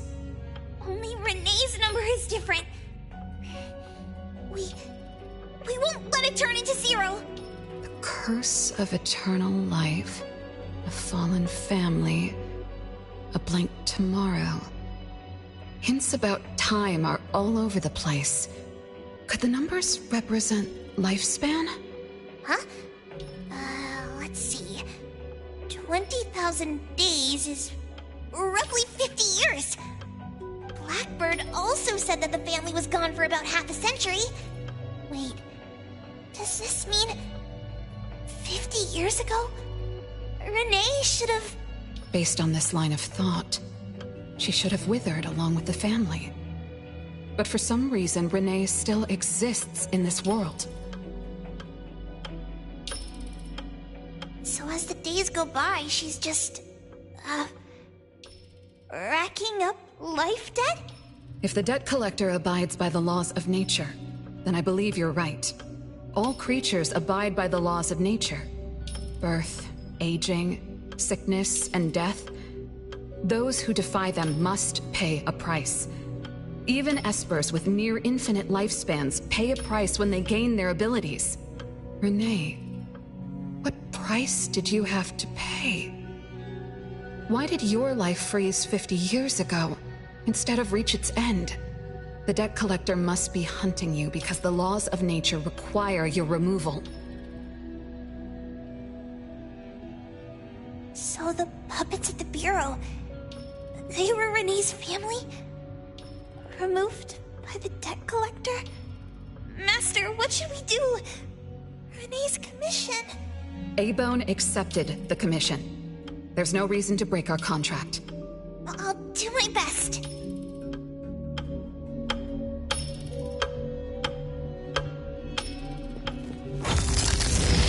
You know?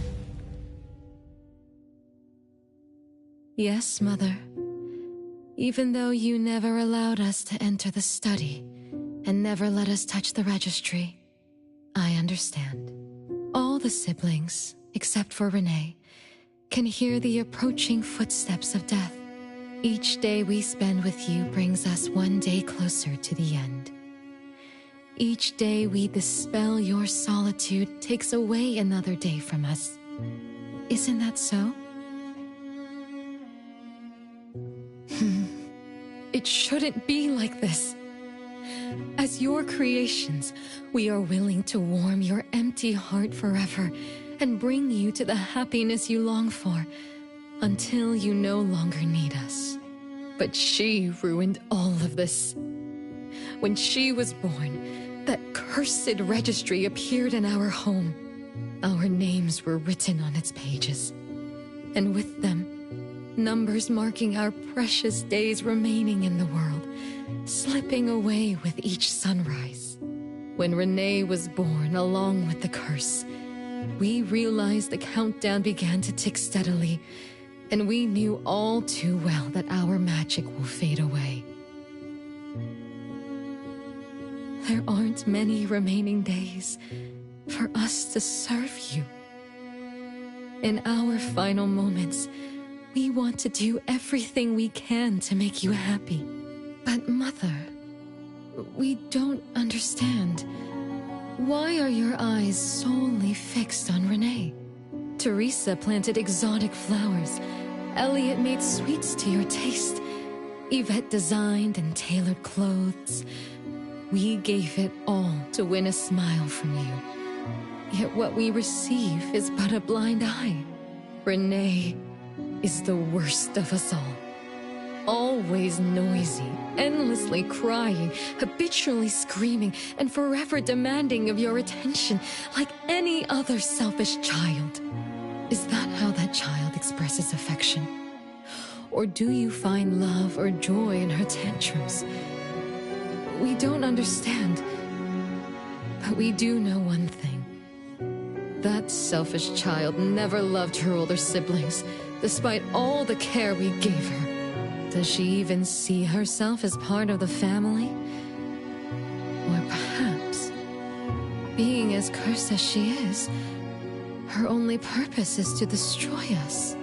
None of that matters. But your name also appeared on the registry. Does that not matter at all? the youngest daughter that you love most, declared the end of your life. Because of our existence, the numbers on the registry representing your life are depleting. When the numbers reach 0, we will fall asleep with nothing left but gratitude. Fortunately, even when the numbers reach 0, you won't pass away. You were long banished from this world by that thing. You have never lived in the present. Even when the clock of fate dictated your end, as long as that thing offers you protection, you exist beyond the laws of nature. Yesterdays, todays, and countless tomorrows are all but the present to you, as you were forever frozen at that moment that thing took effect. Beyond that point, time no longer works on you. In the endless nightmares she brought upon us, this is the only thing we are thankful for.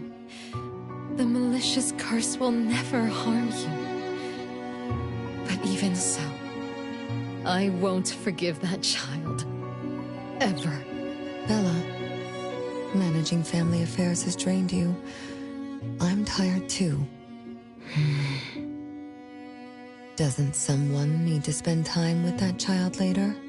I understand. As you wish, Mother. As long as this makes you happy and fulfills your final wish, we'll maintain the facade of harmony until that child's curse destroys us all. No. That can't be right. Did I curse my own family? Am I the bane of my family, causing its ruin?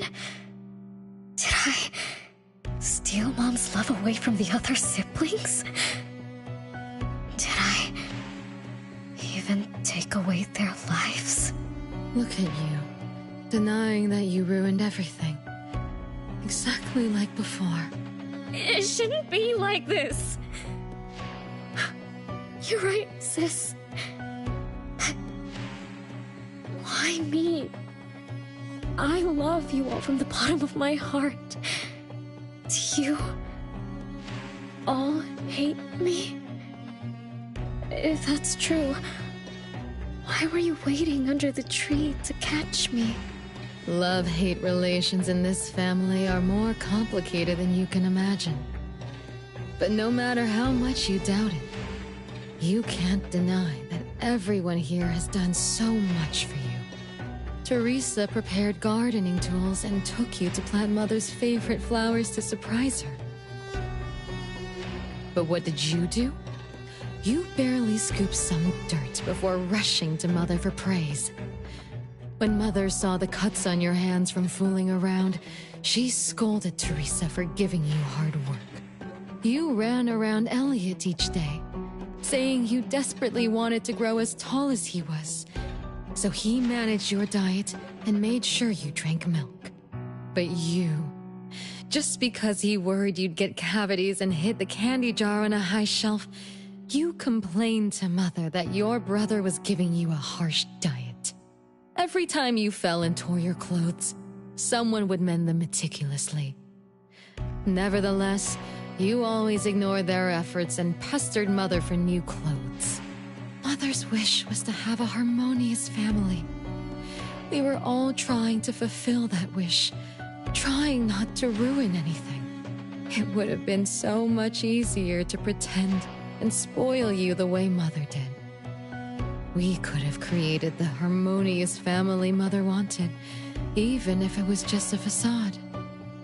That would have sufficed.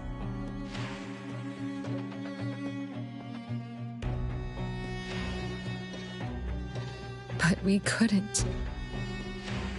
Even after all your mistakes, we couldn't help but love you like real family. You were our most precious little girl. However, in the face of death, in the face of the curse you brought upon us, even the most sincere love wears out. From the moment you were born, we've been shrouded in the shadow of your curse. The most unforgivable thing is, Mother. She who brought us into the world was the one to pay the ultimate price.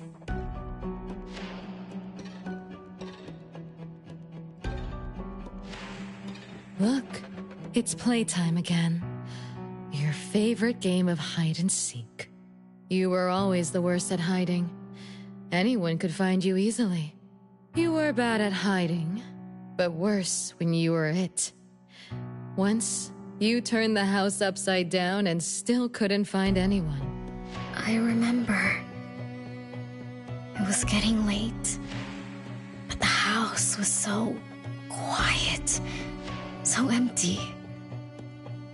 I remembered the ghost stories you told me, and suddenly felt the paintings were staring at me, and the tables and chairs were slowly moving. I thought you left me behind. You finally remembered. But now, looking at it, the opposite is true.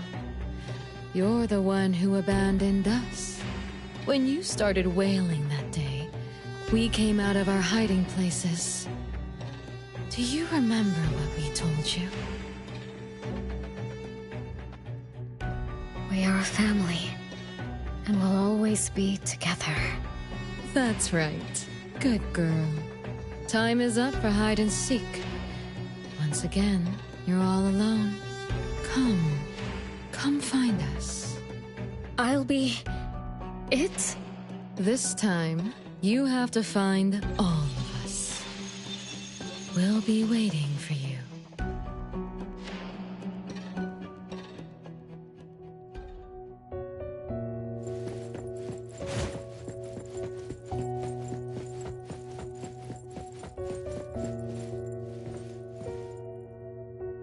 It's a gift from Mom to all of us. I have one too. Though I carry it all the time, I've forgotten where it came from and what it means. Oh, it's so good to be back. I found you. I finally found you. My most important family. Huh? Red letters? It's strange. Mom doesn't like red. Why would something like this be on her clothes?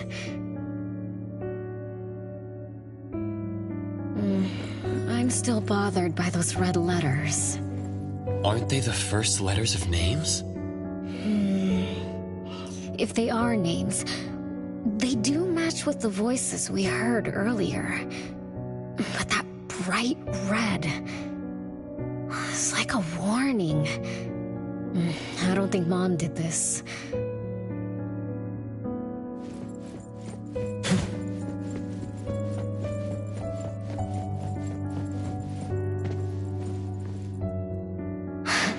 They truly loved me once. Which is why now they hate me so much. I understand. I'm sorry for making you go through so much in the past. I'm sorry I'm only learning this just now. But I'm grateful that I finally do. Big brothers and sisters, what can I do for you? I came back here because there was something I can do. Right?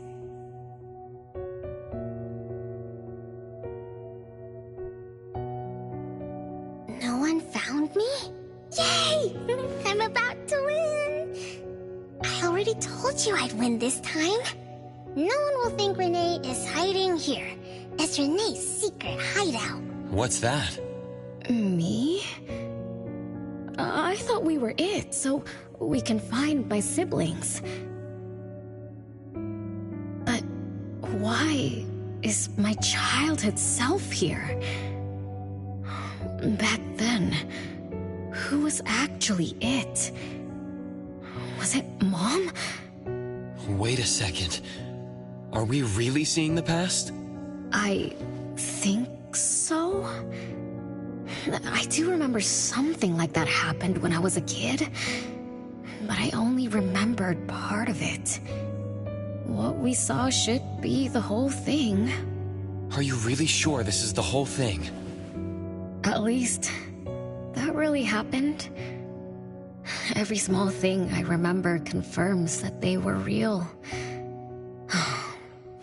So those words, all those hurtful words,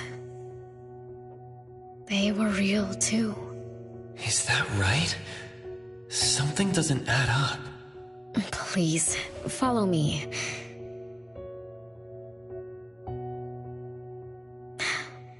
That's my hideout.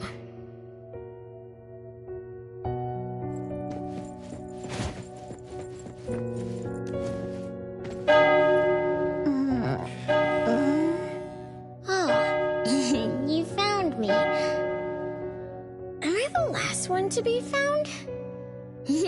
That means I almost won, right? Next time, I'm going to hide somewhere no one can find.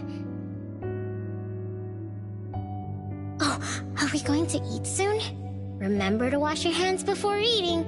My big sis and big bro will check. If I don't wash my hands, he'll pinch my cheeks. He always says my cheeks are like the softest dough. He only says that because he wants to pinch them. I'm going back now. Is this the last puppet? No.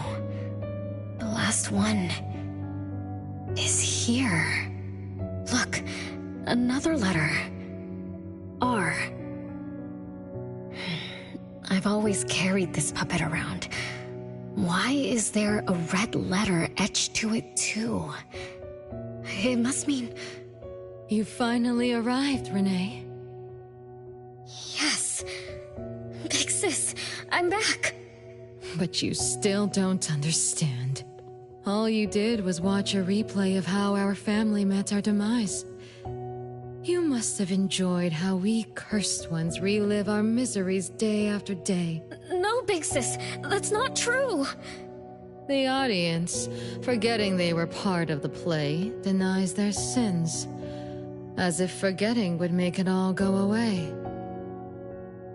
Have you ever wondered why you forgot this home? Forgot us? Were you forced to forget? Or were you unwilling to look back? Renee, you can't lie to yourself. I forgot about the family because I was escaping the past. Looks like you finally found the answer. Yes, I was born from your desire to escape everything. You left all the painful memories of home with me, so you could live carefree in your blissful ignorance. And I will forever call you back, trying to make you remember. You belong here. You belong to our family. So one day, you will knock on our door again.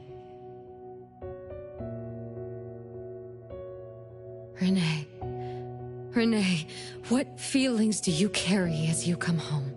Now that you remember what happened when we were children, now that you know of the curse you cast upon us, are you shaken? Do you even feel the slightest bit of guilt? You won't. You've always been selfish, greedy, and reckless. You betrayed the very purpose we were born to follow. To love Mother, to be with Mother, and exist only to fulfill her wishes.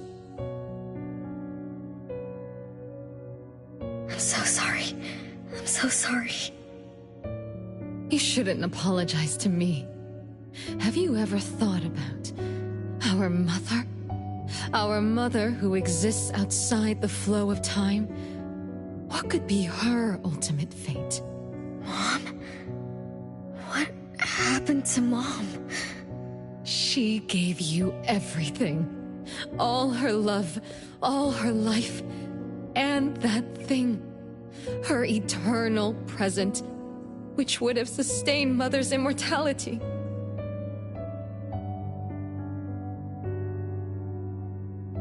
Wait a minute. Big Sis, don't leave! The clock still turns backward. Let's return to the past, to witness that final day of destiny, where you are forever frozen. Come then, child of betrayal. I'll be waiting for you on the final stage.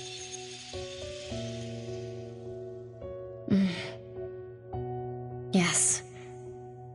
I betrayed this family. I lived in a daze. Left my family behind. Just to forget my own sins and escape from my endless guilt. That sin. An unforgivable betrayal. I lived for so long, without purpose. Until today. Renee? Look. This is the message my siblings left behind. I'm not just the cursed child. I also betrayed this home. Betrayed everyone. Betrayed Mom. But my family is still calling out to me. I still have a chance, right? If only I could go back to the past. Back to that last day at home. There's only 2 hours left. I need to find a solution soon. I should talk to Renee about what just happened. 7 o'clock. Time for dinner. Renee? Wait, where are you going to? Oh, hurry, hurry. The food's getting cold. Food getting cold? I can't keep Mom waiting for too long. I can't make her sad. Renee! That is not allowed. Absolutely not. I can't get to Renee. She's completely lost in the past. Let me organize the clues I've gathered so far. Could the curse in this family be the rule-based anomaly that attacks Renee every night? After all, Renee and her siblings likely aren't entities that abide by the laws of nature. It does make sense to be targeted for that reason. But if that's the case, why does the anomaly only appear when Renee wakes up? Shouldn't the anomaly that enforces the laws of nature have appeared with the first child? Can we really trust this? Bella? Something's not right. Also, why does the puppet Renee carry also have a red letter on it? Are these things caused by the anomalous realm? Or perhaps someone, an Esper, orchestrated all of this? Is that Bella really a shadow from the past? Anyway, I should catch up with Renee.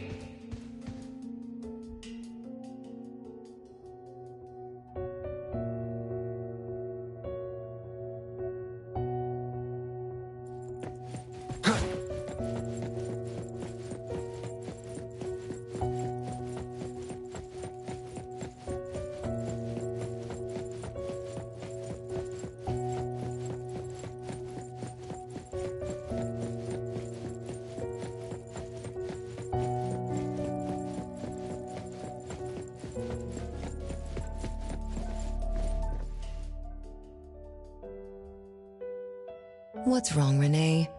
You haven't eaten much. Big Bro's cooking is great. I'm just not hungry. The Mighty King looks tired. He's not moving at all. Won't even sing anymore. Your little cricket? Yeah, my favorite one. Did the Mighty King die? He was still wiggling his whiskers around confidently yesterday. Or maybe he's just in a bad mood, like me. I don't know. In my garden, the cherry tree sprouts green buds, while my little Renee blooms with laughter. Each day, withered leaves drift down, returning to soil, resting peacefully with insects that will never sing again.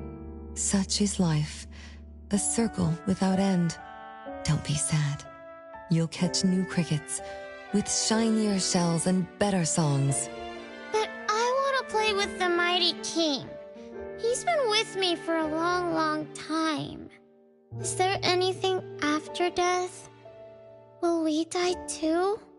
I'm It's a world where you're all alone. No mommy, no big brothers or sisters.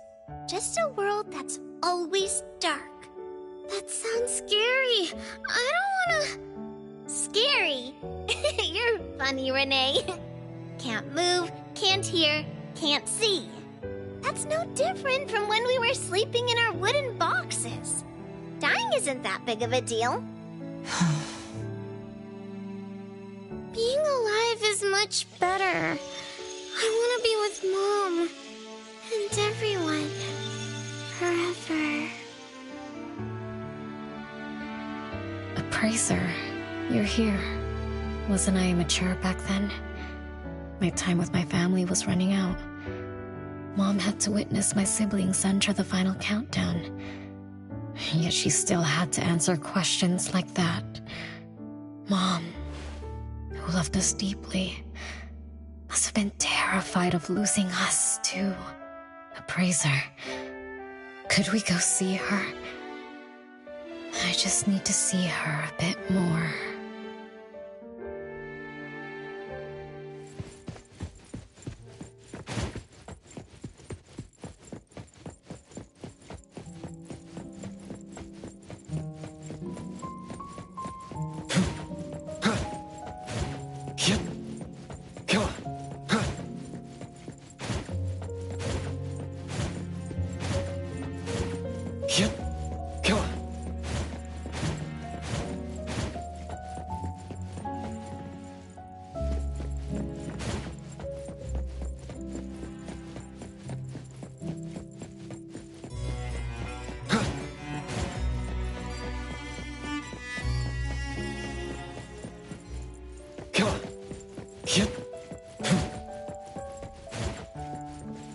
It's way past your bedtime, little troublemaker. I can't sleep. Oh, still feeling sad about the Mighty King? Bella told me I'd feel better if I cry. She said that kids like me just needed to cry, get a good night's sleep. Then all trouble will disappear by tomorrow. She said that no matter how sad she felt, she could never cry. So she was jealous that I could. Why can't Bella ever cry? Mama is the same. Huh? Why? Is it because you are grown-ups? Because grown-ups are strong? Mom and Sis work so hard for every chore in the house. I want to grow up soon to help you. I'll grow as tall as Mom wants. Oh, if you want to grow tall soon, you can't be picky about food. No, I don't want to eat green peas. All right now, Mama will tell you a story and put you to bed. You'll grow fast as long as you sleep, okay? Are you continuing yesterday's story? No, tonight I'm telling you a story that no one has ever heard before. Once upon a time, there was a carpenter living in the royal city. Her skill was beyond compare. People said she had the magic to breathe life into wood. If she wanted to, those lifelike puppets she created could become alive. The old carpenter loved crafting, but she was facing a most difficult challenge. As she grew older, her eyesight was no longer as sharp, and her hand that held the carving knife wouldn't stay still. Could that be the end? She remembered what people said about her. If she was as good as they say, couldn't she craft her own assistant? She made up her mind, then began to work. What should a perfect child, a real child, have? He should have the strongest body. The child was born. He was sturdy, yet nimble. And once his spring is sprung, he could run 2 laps in the royal city with no one able to keep up. Everyone congratulated the old carpenter, but she shook her head and said, "No, this isn't a real child. What should a perfect child, a real child, have? He should have the most beautiful face." The child was born. His beauty caught everyone's eyes, The king invited him to dance at the palace for foreign guests. Everyone congratulated the old carpenter, but she shook her head and said, "No, this isn't a real child. What should a perfect child, a real child, have?" More puppets were born from the old carpenter's hands. An entertainer who could make children burst into laughter. A grand magician with unpredictable tricks. But no, she shook her head and said, "No, these aren't real children." One night, the old carpenter sat at her workbench, designing the blueprints for her next child. All the puppets quietly stood by her. Suddenly she shivered. The window wasn't closed shut. The howling wind swept away all the warmth from the room. The old carpenter stood up to shut the window, then went to the fireplace for warmth. For a moment, she had an idea she didn't fully understand. Perhaps the dancing candlelight added some warmth to the puppets' faces. She realized that puppets get cold too. The old carpenter took off her scarf and picked up the blanket from her lap. She made sure all the puppets were snug and warm, then went back to her table. Her pencil swooshed around as she began sketching.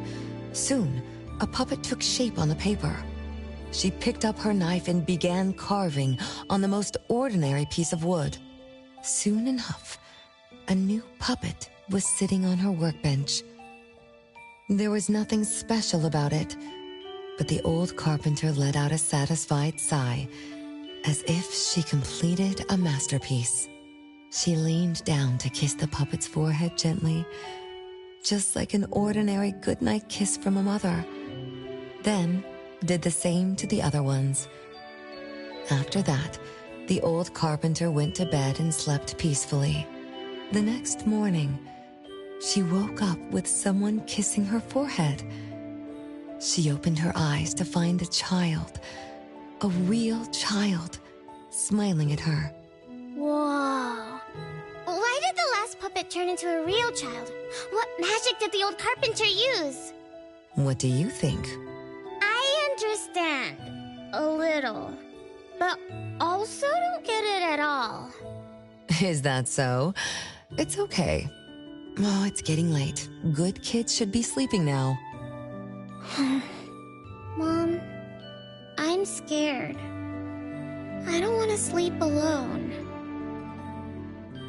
I'm worried that if I do, I won't see you and my siblings after I wake up. Isn't it better to be alive? You really are different from your siblings. Being alive is good. But what exactly makes it good? I can eat meals with my family, or play hide and seek, and listen to Mom's stories every night before I sleep. How wonderful! Mom, don't you think days like these are wonderful too? You're right. This is the best life being with you. The best times in Mama's life is when I spend time together with you, my family. No, it's not. When I grow up and can do so much more, that's when it'll be Mom's best time. By then, I'll be so tall that Mom will be surprised. I'll be able to reach whatever Mom needs to reach. Then I'm going to learn how to drive. I'll definitely be the first one in our family to drive. Once I learn, I'll take our whole family on picnics. When I grow up, I also want to... Mom.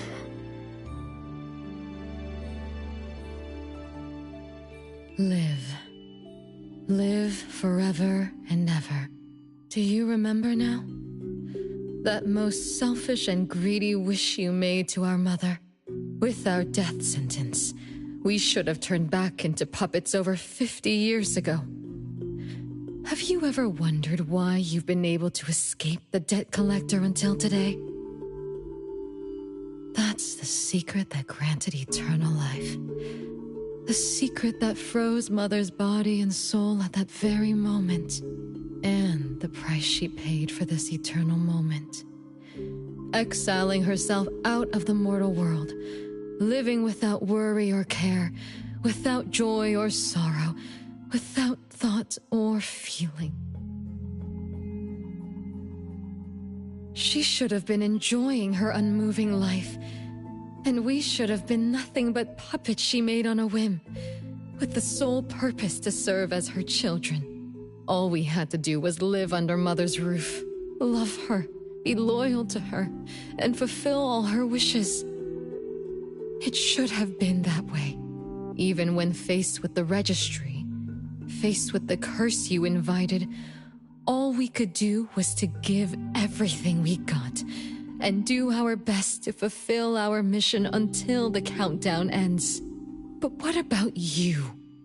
You endlessly sought for Mother's attention, affection, and everything she could possibly give. Now tell me, on that final night, what did you wish from Mother? I told her I wanted to grow up fast. That's right, honest child. And then...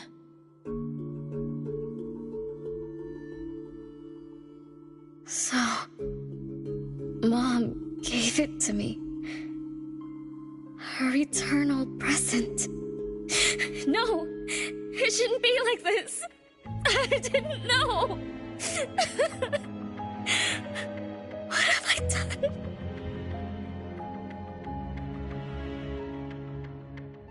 Renee, it's not like that.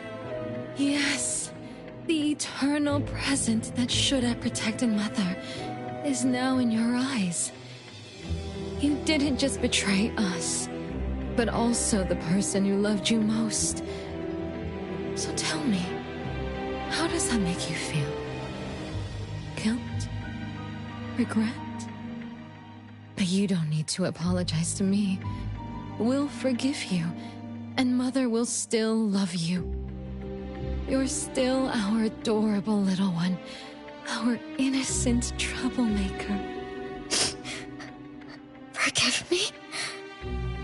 I can still earn your forgiveness? And Mom will also? Yes.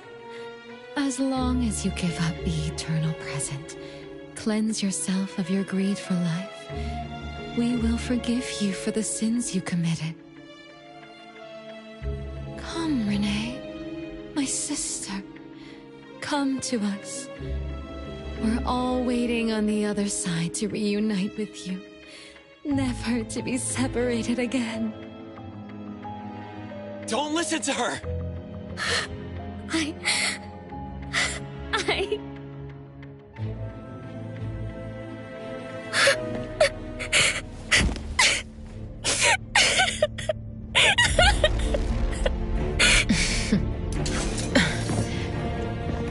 Who exactly are you?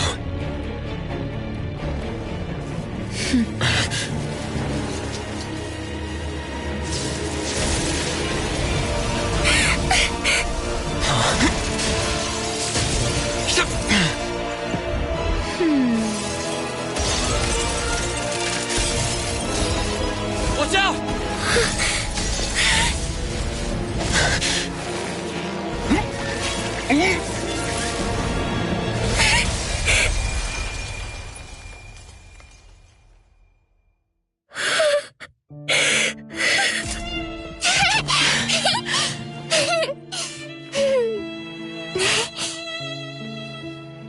Remember to get to bed early and eat your veggies. My little petal needs to grow up healthy and happy. Don't forget Mama after you grow up, okay? What is life? Promise me you'll find the answer for me, okay?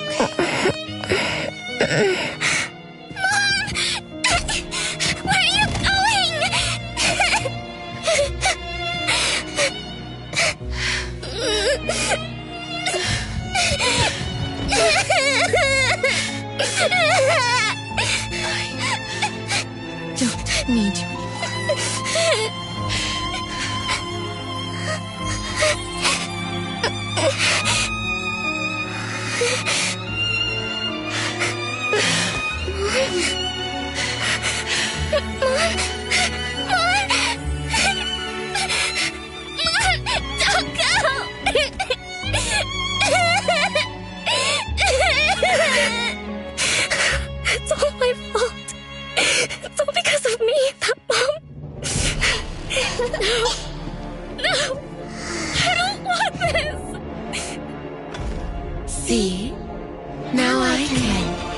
Live forever.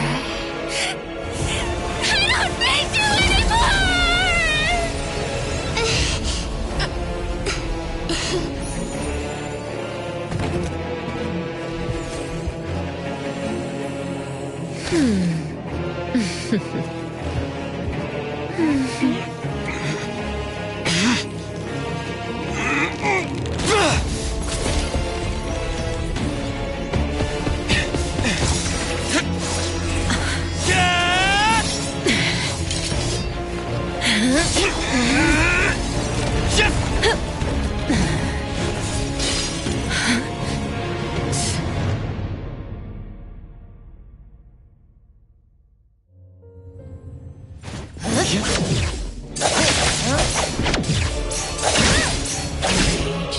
Hatred, resentment, with fierce emotions, as if engulfed in flames.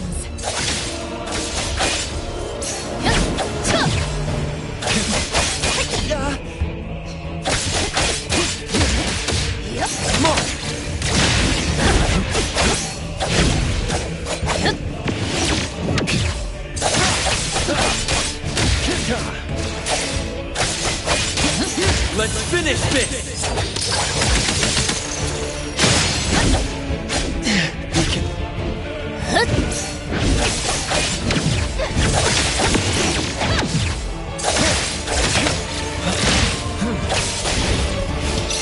It's feeling good.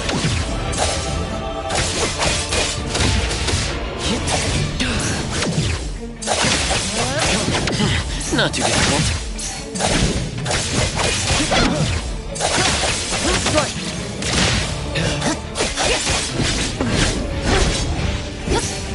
Feeling good. Make splinter and fracture.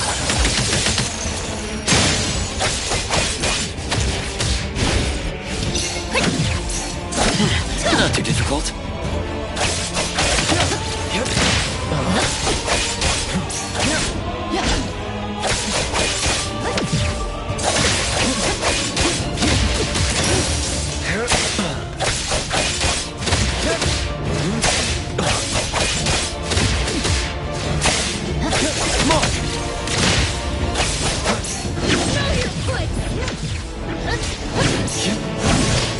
Feeling good. Let's finish this! I expected it. Let me show you something.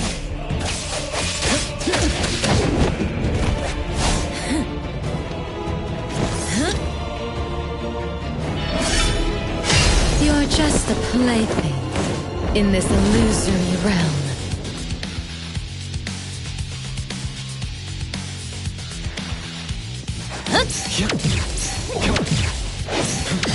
Not too difficult.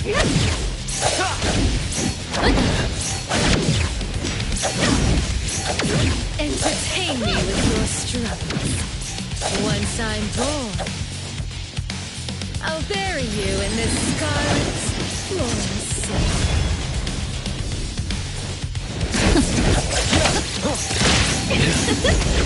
Be careful.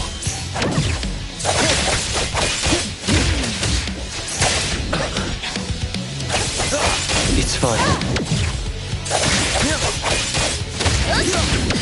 Not too difficult.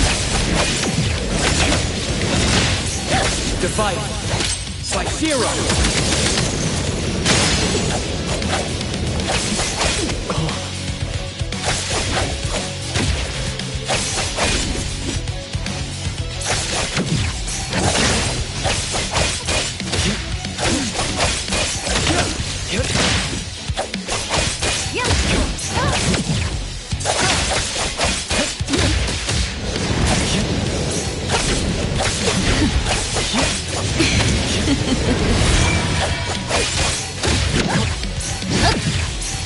Feeling good. Time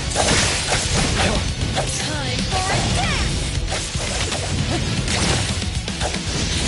Where you go? Make splinter and fracture.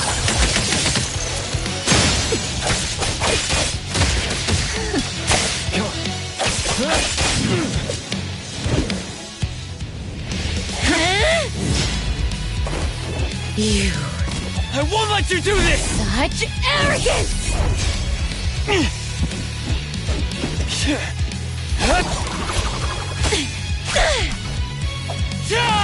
Is that it?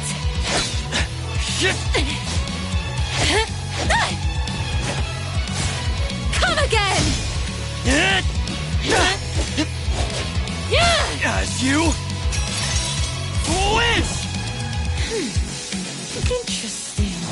Unfortunately, this is the end! Cower before me! Up!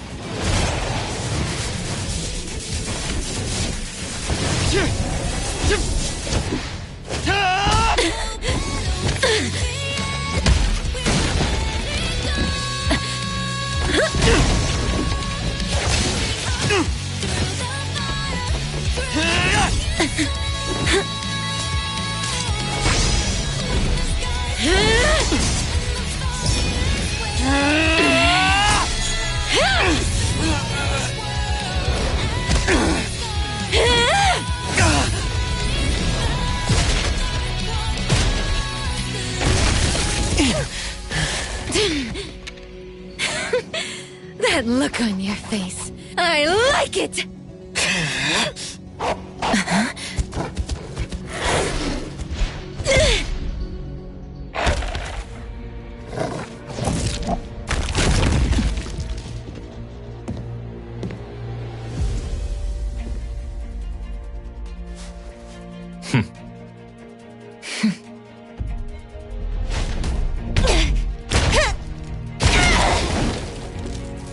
So you're the one behind all this! It's you. All at once? Tick-tock, tick-tock. Aren't you running out of time?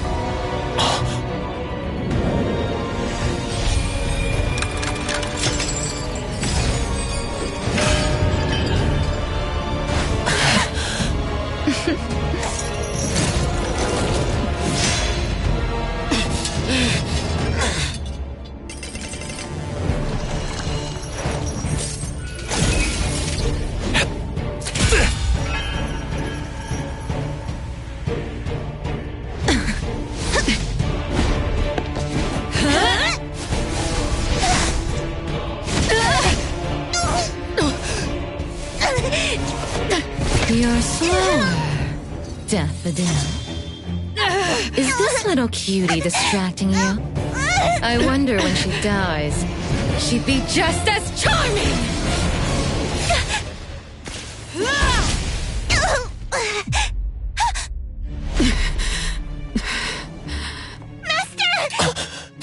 How nostalgic, sister.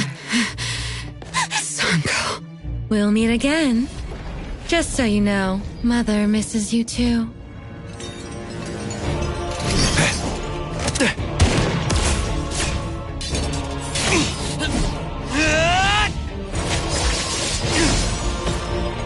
Daffodil! I'm fine.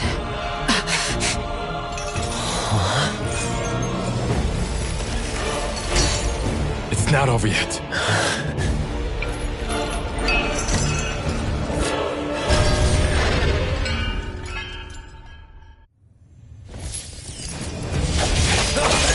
Time for change!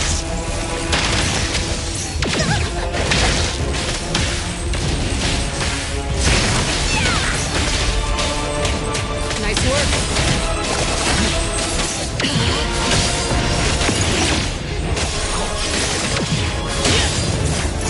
Let me take over. Embrace!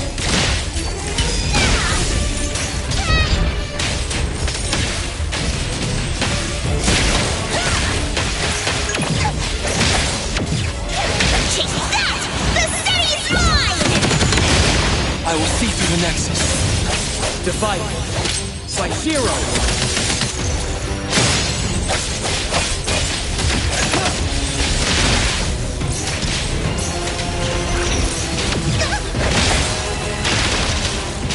Nice judgment. Trust me.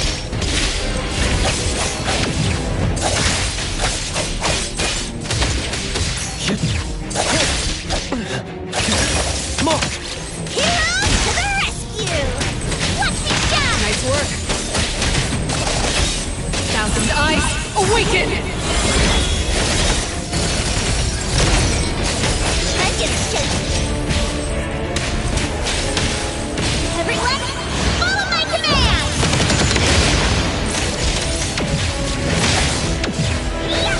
Think you can challenge me?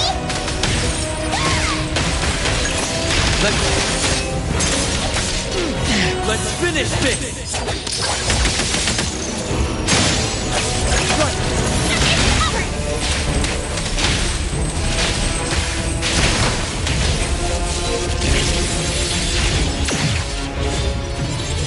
Can't touch this!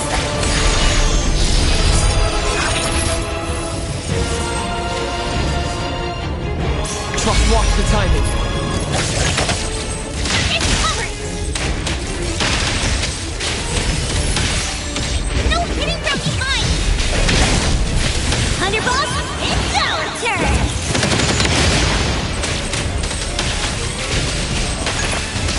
I will see through the Nexus.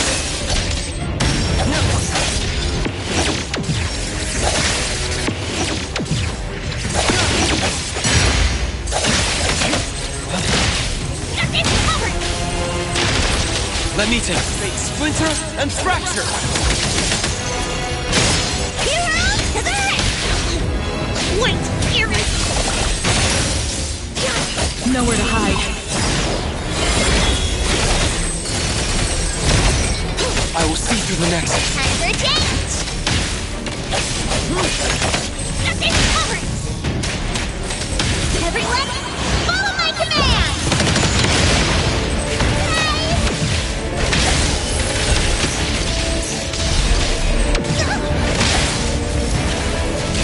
Let me take over.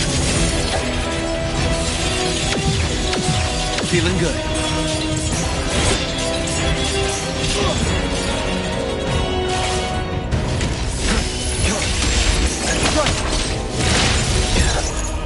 Is everyone okay? I'm fine. But Daffodil, are you okay? Master got hurt the worst, and it's all because of me. I'm fine, really. It's good that you're okay. Renee's unharmed too. Just dizzy from breaking free of the anomaly spell. Unfortunately, Zanko got away. She's the core member of the criminal organization, the Scarlet Letter. And a report for the puppetization case. That's gonna be a lot of paperwork. Thanks to everyone from A-Bone. The Bureau will continue to investigate into the aftermath of the issue between the debt collector and the Constantine family. Tomorrow morning, I want those who know anything about the Scarlet Letter at the Bureau. We need to have a proper chat. Daffodil? I shouldn't need to fetch you at A-Bone, right? I see. Says who? Master deserves some rest tomorrow. Natalie, Appraiser. Let's go home.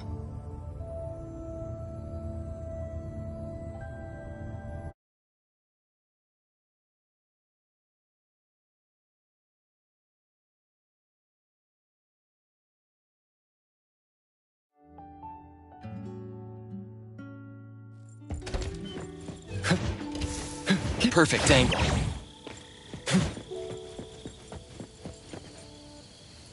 How are your wounds?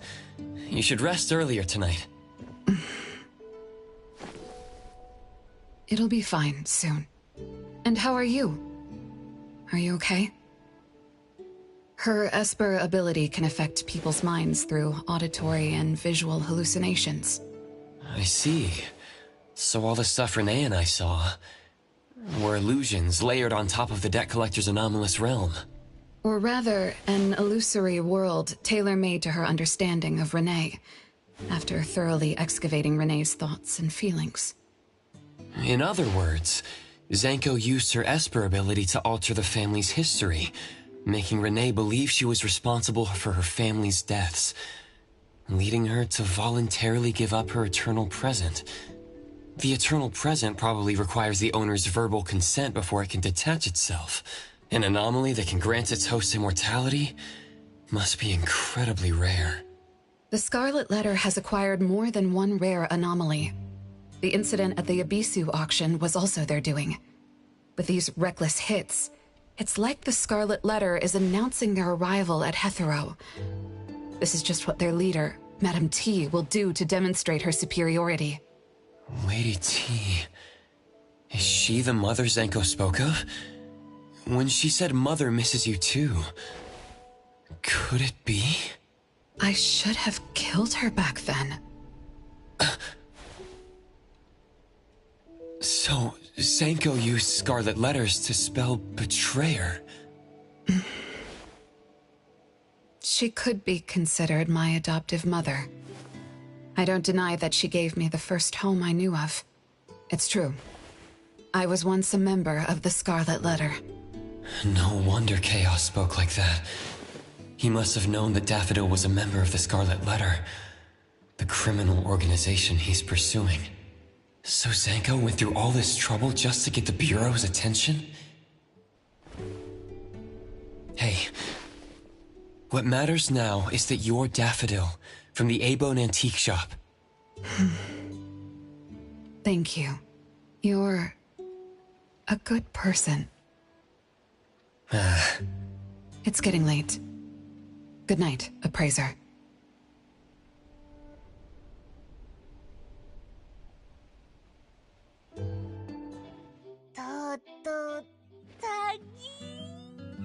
Oh, Appraiser, have you seen Master? Daffodil isn't here? She's been gone this morning, and hasn't come back. Maybe she is assisting the Bureau. For that long? We're here, the Abone Antique Shop. Appraiser, Natalie. Good morning. Renee! How are you feeling? And this is... This is Linko from ETD6. Oh, so Chaos is handing Renee over to ETD6 to take care of. Hello there. Take care of? We were just going in the same direction. Linko also has something to do at Abone, so I gave her a ride when we left the Bureau. Linko, you have some business here? Mm-hmm. I do have stuff to do. What are you up to?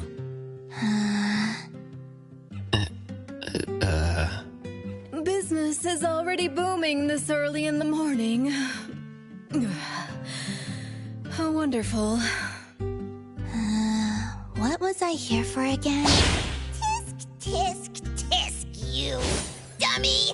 Don't tell me you forgot what you were supposed to deliver! Oh, right.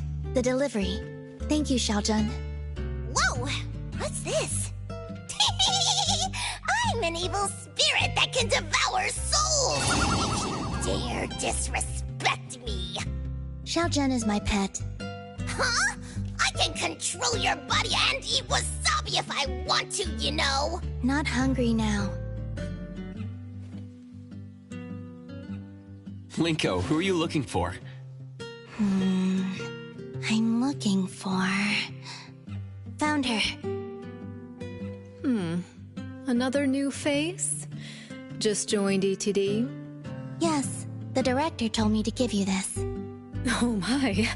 I told them a simple bank transfer would be fine, but they went ahead and sent someone over. Fresh bills are always so nice to look at, though. I have delivered payment to the Abone Antique Shop. Assignment complete. Director Alphard told me that the BAC will cover my commission fees, so that's what she meant. But I still wanted to stop by and thank you in person. Thank you, Appraiser, Natalie, and... Daffodil's not here? Please send her my gratitude. Thanks to all of your help. I learned a lot in the past few days. I went through an amazing adventure. It was wonderful. But we couldn't stop Zenko from taking the Eternal Present. Lady Dolores left that for you, right? Must be something important. Yes. Mom gave it to me. It's a precious treasure that protects me from the debt collector. It froze my life on the day the countdown ended. my time stopped flowing, and I was forever living in the moments between death's arrival. I was tossed outside the flow of time and taken away from this world, where the years still pass and the seasons still change. For me, the eternal present negated the meaning of time. I gradually lost touch with my past and became unaware of everything happening around me. Every little thing in life that becomes precious because of the flow of time. In the end, I forgot what Mom and my siblings expected of me. I forgot why I was born and why I even existed. Until now. Was that really living? That was the secret, or rather, curse, of the eternal life Mom and I possessed. Mom was also affected. She found life dreadfully boring, so she hoped that our companionship would ease her eternal loneliness. It might have been fortunate for me to lose the eternal present, but honestly, I gained so much more.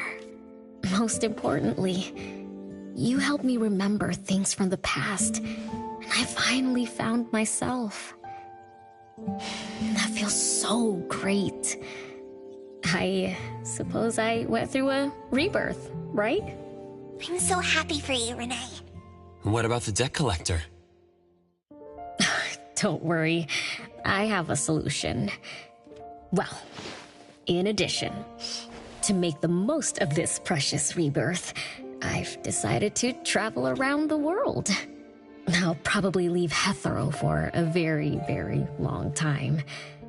So for each and every day ahead, I wish you good morning, good afternoon, and good evening.